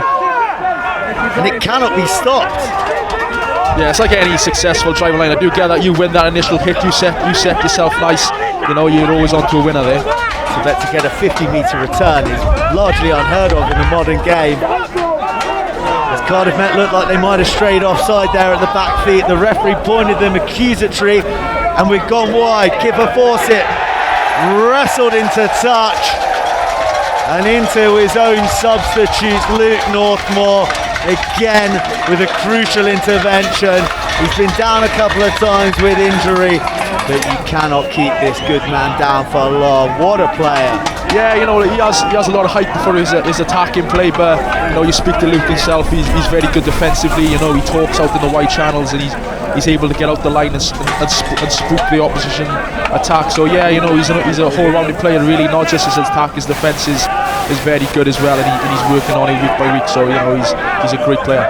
So some fresh legs coming on for Durham as well in the shape of Maren Hoos, the Dutchman who's been living in New Zealand for the last 7 years and looking to make an impact on this game, because Durham really need it. Met beginning to wind the clock down with 10 minutes remaining, 9 points the difference as they build their own formidable drive to answer. Whoa, a risky tips that comes off, and that is athletic stuff from the substitute Will Gibson, a man who has been performing arguably the best out of any Met player across the league. He'll be disappointed to be missing out from the starting berth tonight. Dan Kennett, another man, the fresh legs beginning to tell in this game. But one man who has been ever present, ever willing, takes the ball in there. Harvey Scott, but the support is lacking. And it's a penalty on the halfway line to Durham. The ball goes into Kipper Fawcett's hands. He's going to look to pin this one into the corner.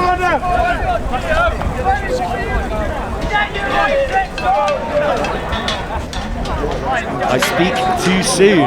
He is going for the posts. An ambitious effort from 52 metres being lined up.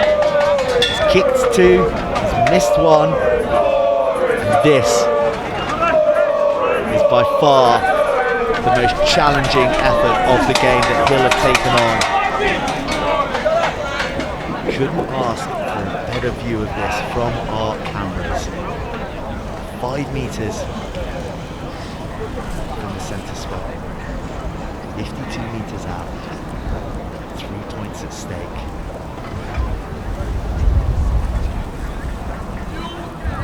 The deathly silence over Kincoy.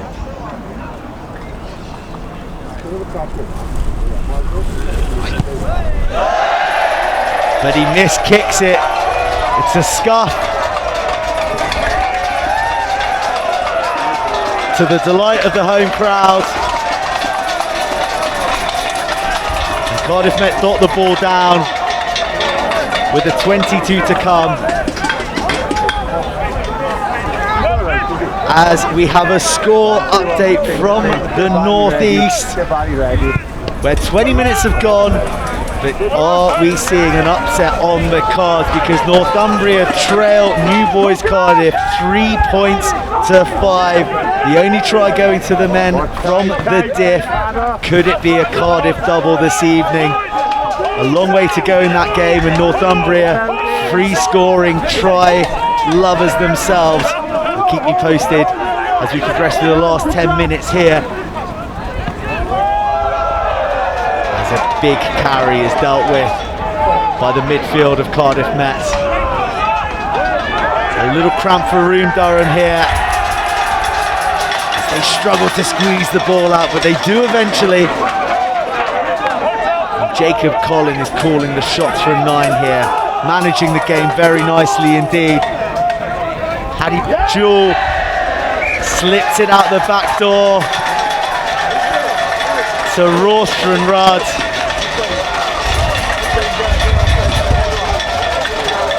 Who uncharacteristically knocks the ball on. This is a crucial point in the game.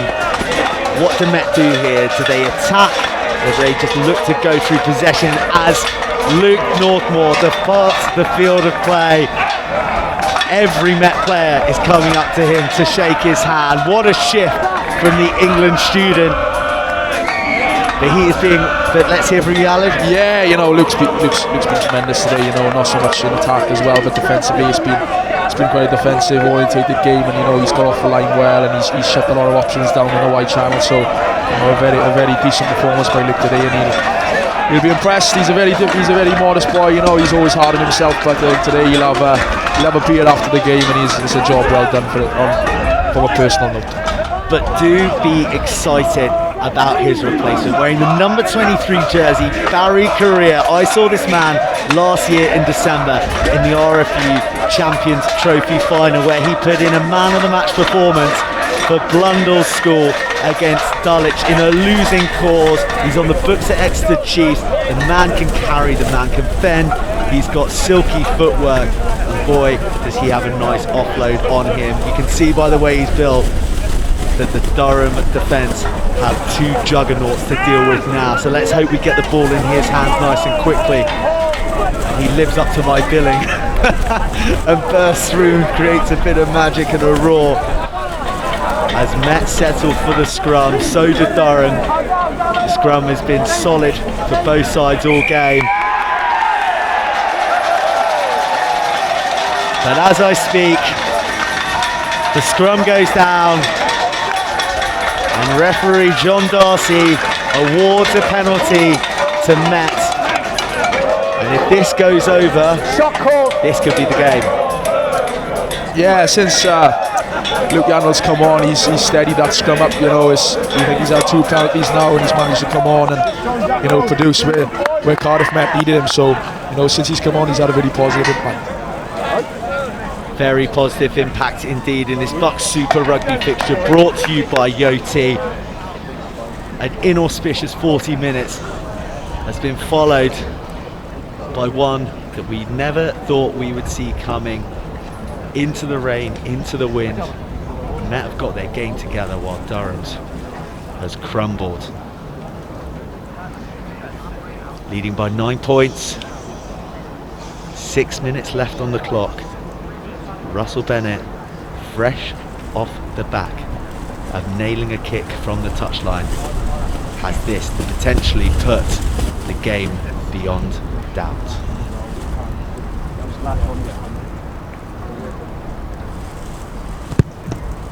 Fucking nudge Russell! He's got the direction, but it gets held up in the wind and drops just short. And there is an urgency about Durham as Paddy McJewell kicks it long, but Tom Benjamin is back there to counter with verve as he splatters a couple of would-be Palatinate defenders. And Met again look to build their way out through tight carries from their big men. They've really stepped up in this second 40. It's been a much more coordinated attack as the ball slips loose. Laurie Essenhoy puts the boot in, but it slipped forward initially from a knock-on. Now, with Cardiff Met 2 scores in the clear, 5 minutes from the conclusion, I come to my co-coms Alan Evans to select his Yoti man of the match. I've got an inkling of who it might be, but talk us through some of the candidates. Yeah, I think Harvey Scott has had a great game today. Defensively getting off the line, he's put a lot of positive impact shots in, which has stopped Durham in the tracks. And the likes of Jack Arthur again, he's put a shift in both defensively, offensively. But I think my man of the match today is going to Luke Northmore. The try he scored, and his man management of the game, and he's an old head out there, and I think in defensively as well he's put a shift in for his whole performance. So my man of the match today is Luke Northmore. Luke Northmore, the Cardiff Met number 13, the try scorer who turned the game, the Yoti man of the match, currently wrapped up in a nice warm subs jacket, a well-earned duvet for him after a big shift out in the midfield, defensively and offensively, as the clock begins to wind down with 3.5 minutes from the whistle. We've got a couple of scrum resets which will suit the home side, as Durham have brought on a replacement at 10 for Paddy McJewell. Can he have any influence on this game? Time's running out. But Charlie Sporforth won't get a chance to have any impact on it, because it's another penalty for the front row of Cardiff Met, and they've squeezed Durham out of the remaining 7 minutes of this fixture. Yeah, that's another scrum penalty, and I think it's Luke Yandel again. You know, he's been very impressive. Ex-St Gennyf boy putting a shift in. Well, a hearty touch finder from Russell Bennett to take Met all the way up to the scene of where they built the driving maul that really was the nail in Durham's coffin when they scored their second try. Driven all the way from the 22, they amble up with all the time in the world to take this set piece. The clock is ticking down into the red in the stadium. I think we've still got a bit more time, and Durham would think that they've got time to attack as Barry Carrere puts a big hit on Matt Welsh.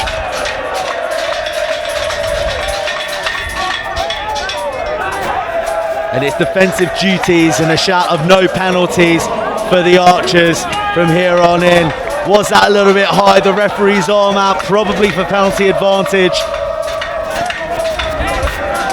As Jack Hutchinson heads back into heavy traffic, Jack Arthur rather unsportingly launches the stray boots of another player to the sideline.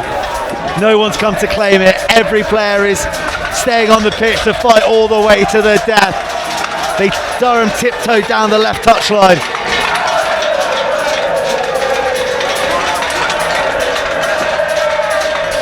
It's to the new 10, who finds a big runner in Fitz Harding. What a performance he put in the first 40, but he has been nullified by the rampant Met defence ever since.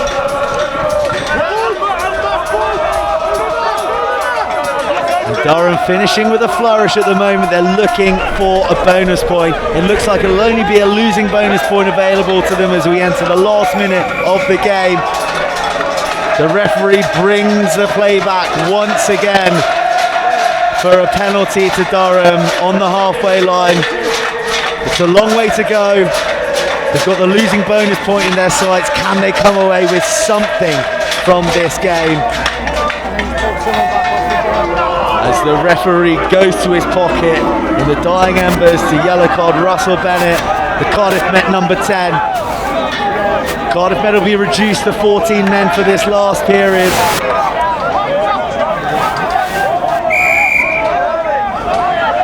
And it's in the hands of Fawcett, who's eyeing up the touchline. Yeah, I think Durham will be looking for this losing bonus point now. I think, you know, as the season go on, these 1-2 pointers, you know, will come into play. So hopefully now they can string something together and get this losing bonus point. Well, you're absolutely right about the losing bonus point, because at the moment, prior to this game, Durham were ahead of Cardiff Met by virtue of bonus points. So each one counts. I spoke about how congested the table is, how competitive the league is. I don't think you'll be seeing teams go throughout the season without losing 3, maybe 4, and that even goes for the eventual champions.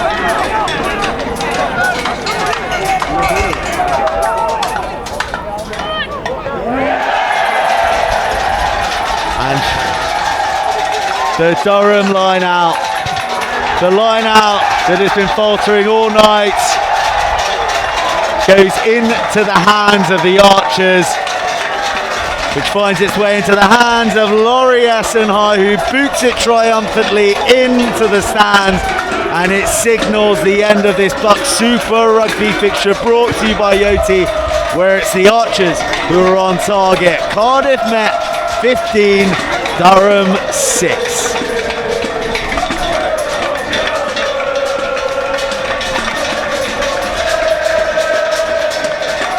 So, the songs, the clattering of pots and pans, and the throwing of beer around Kincoid from the Archer Ultras, as Durham really had the game in their hands at 40 minutes.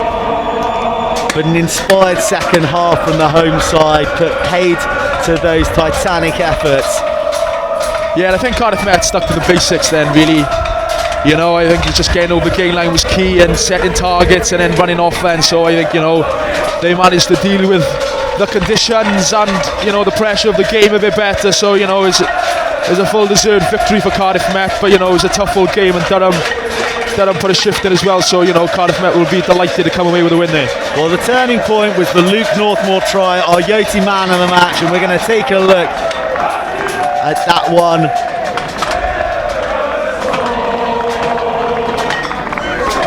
As Jack Wright really was the star of this try, as he burst through uncompromisingly through the Palatinate defence, and it was that little offload, that deft touch to release Luke Northmore. Yeah, it was his ability to free the hands there was the impressive thing there, and managed to put Luke in a lot of space.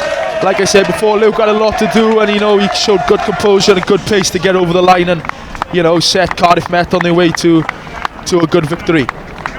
That really was the turning point, as we see the reverse angle of Wright bursting through the tackle, and that was the crucial bit. That was the offload, the release Northmore, and he is deadly in normal circumstances. In the form he's in, he didn't need a second time asking to race across the line, and that really got the ball rolling for the home side, as we then saw them, after a contentious yellow card for a late hit, build a maul, and it became unstoppable. Yeah, like I said before, once you get the initial hit on a driving line out, then you start to win that. You can kind of, get your body position right, then you start getting momentum moving forward. Like I said, it was a great initial hit won by Cardiff Met, and it was kind of directing the boys to get over the line there. So Ian Gardner will be very impressed with our driving line out and score to really put Cardiff Met away. That really was the coup de grace for Cardiff Met. But talking about Durham, they're going to be so disappointed putting themselves in such a strong position at the half-time. They were by far and away the better side in the first half, and they had the platform, but it just fell apart for them. It was a shame to see for them. Yeah, I was very impressed by the way they managed the second half of the first half, really. They started getting momentum, started shortening the game up, started gaining line success. But I think they reverted away from that, what was more successful for them, and they kind of come unstuck there, where Cardiff Met put a lot of people in the backfield, which their kicking game kind of went out the window there. So it was a good performance by Durham in aspects, but not enough to see to get the victory away at Cardiff Met today.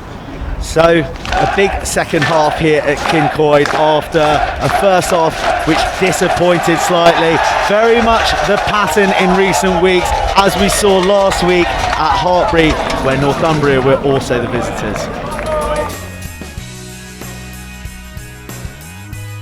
Pitched yet, but such is his presence in this Northumbria team, and also on the league. What a player, what a guy, as the ball is overthrown, and this is a chance for Hartpury now to get across the paint. There's a little tips, it goes out the back door, it's going to go wide, a missed ball out to the man of the swerve, he sells a dummy, gives the fan, and he's in to open his account of the evening and send the Gilman's ground into raucous cheers of the swerve. Does it again. That's absolutely brilliant. Great finish from Irv there, but great work from the forwards. I think it was Alex Gibson there throwing that ball out the back there. That was superb from counter-attack from us there. Yeah, a really nice long miss ball there from Joe Margetts. Takes it to the line. No runners off him, so he has to put his head down. Not his favoured method of attack. As Wick is put on the ball once more, but again inaccuracy, and here if they can transition it quick enough, Hartpury have got a chance to attack, as Irving Murick bounces his first one, bounces the second, he's swerving, he gives the offload, there's a man on the inside, it's Toby Vella, who lights up Gilman's ground with a diving score from a turnover ball. There we go, that was all started there from Irvin Murick. Absolute cannonball, amazing. As they move to the back and they find their back marker, George Bordill, he takes the offload to Yari Fantini, who's so strong!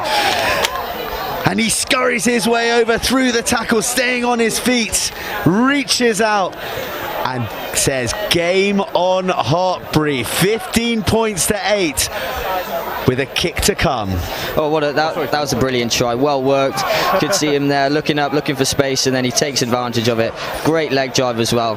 Brilliant try. Fantastic leg drive, just like scurrying that low centre of gravity. Concerted possession, and Fantini bursts through the middle, and there's some footwork as well. He needs some support. They're over the ball with the retreating Hartpury defence. Again to the second rows. Alan Gregory this time carrying, receiving it from Michael Walton, the man who can play back row also. Such is the dynamism in the forward pack here in Northumbria. Rudling's onto the ball, but he's tended to again. Howard's there at the breakdown. He's still hurting from that monstrous hit. But Northumbria retaining possession. They're looking good here. They're looking more complete. And they're starting to bristle a little bit more. Bragman again finds the ball. They burst through the middle. They need some support play, and it's coming in the shape of Jamie Ross. He's dragged down. They're 10 metres out. What can they do here? Bragman wants it. He shows the dummy. It almost opens up for him, but dragged down by Burnett. A crucial intervention. Berg finding a Fantini on a line against the grain. He puts the footwork in and takes the score level with a fantastic score. Northumbria have an answer finally for Hartbury's defence, and with the kick to come, they could take the lead. Well, that's an outstanding try. Great build-up as well. You know, like we said, the moment you go six plus phases, you know, the spaces do open up, and that was a brilliant try. Well taken, brilliant step at the end there.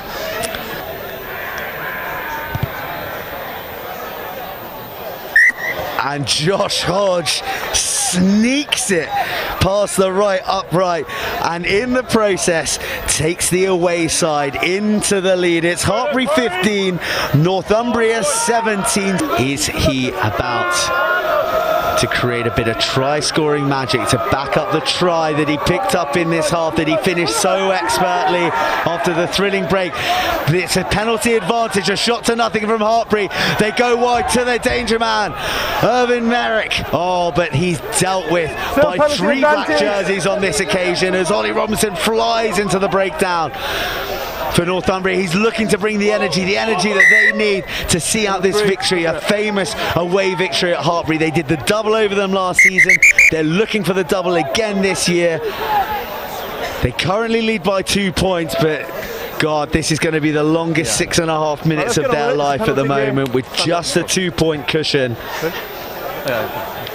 3 points separated these two teams at Kingston Park earlier in the season. Northumbria edged that one 38-35.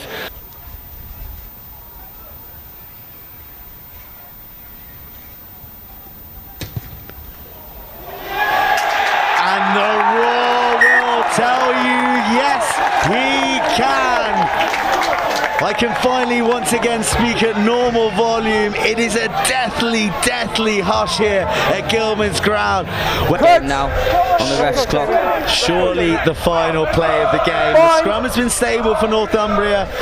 Hartbury with a new front row. Will they have the juice to turn things around as Hartbury goes to the right? It's in the hands of Josh Hodge. He's been electric all night. He goes around Dwayne Burrows, whose defence has been imperious. And Hartbury turn it over at the very death. They put the ball out of play and they have squeaked this one. A point courtesy of the last minute nerveless kicking of Nathan Chamberlain. They turn it over, the crowd erupt, and Hartbury are the winners, 18 points to 17. So scenes there from Hartbury last week as they just pipped Northumbria in the big game, and it was scenes here again at Kincoid where the home side Cardiff Met trumped Durham 15 points to 6 in a nervy match with the momentum shifting try brought to us by the man standing here, Luke Northmore, our Yoti man of the match. Luke, how was that game?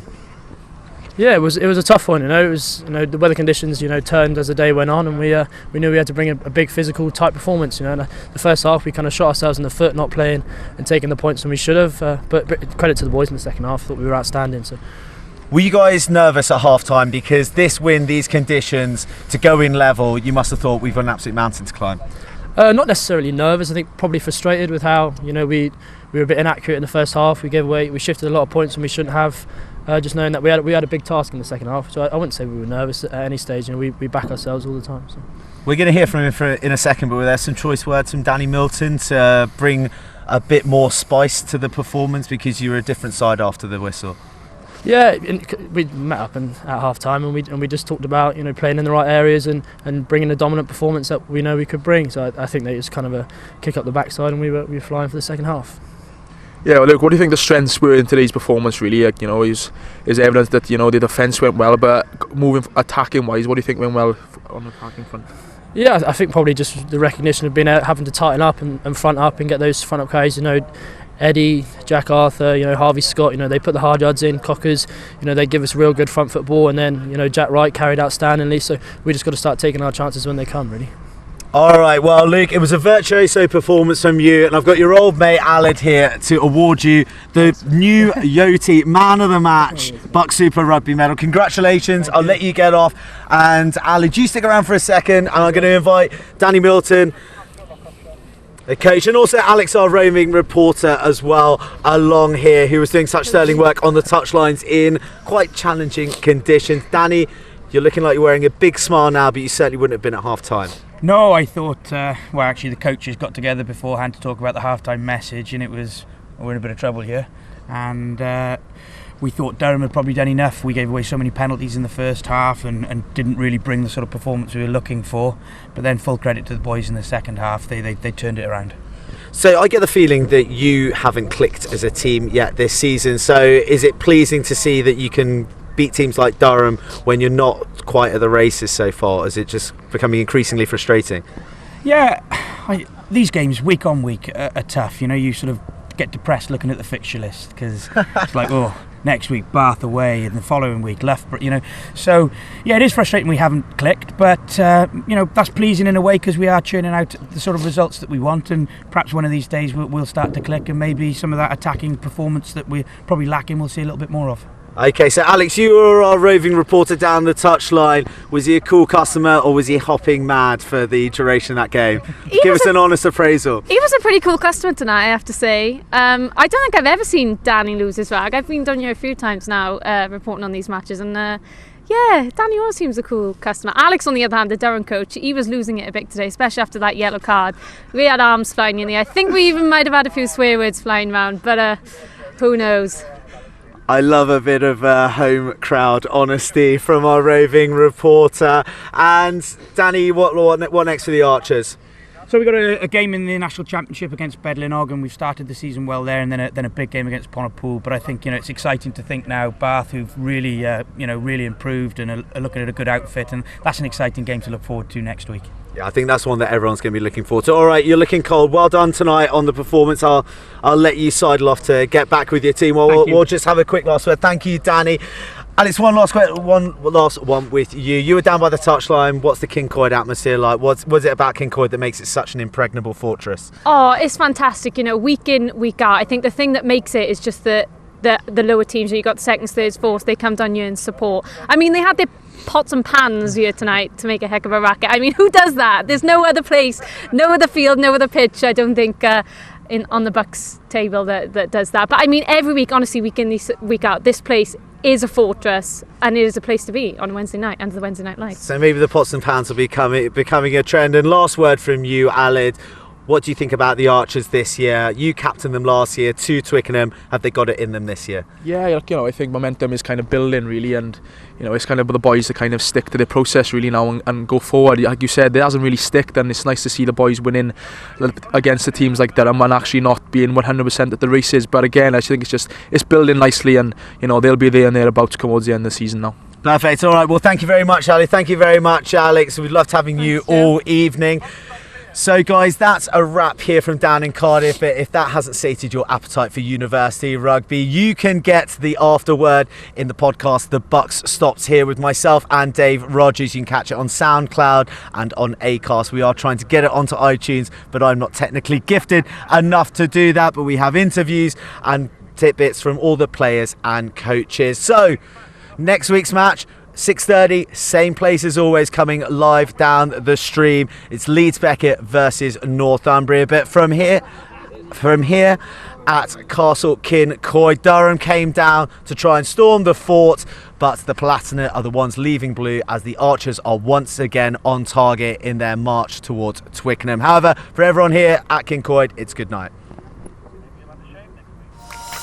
It was so much easier easier because I had already set up on the app about 3 months ago actually when it first came to the island. I really like how simple it was to use. It's the kind of convenience we want in this modern age that we live in. Like, you don't really want to carry your passport around on night out, you're always going to have a phone on you. The convenience to be able to go up and get my phone and just scan a thing.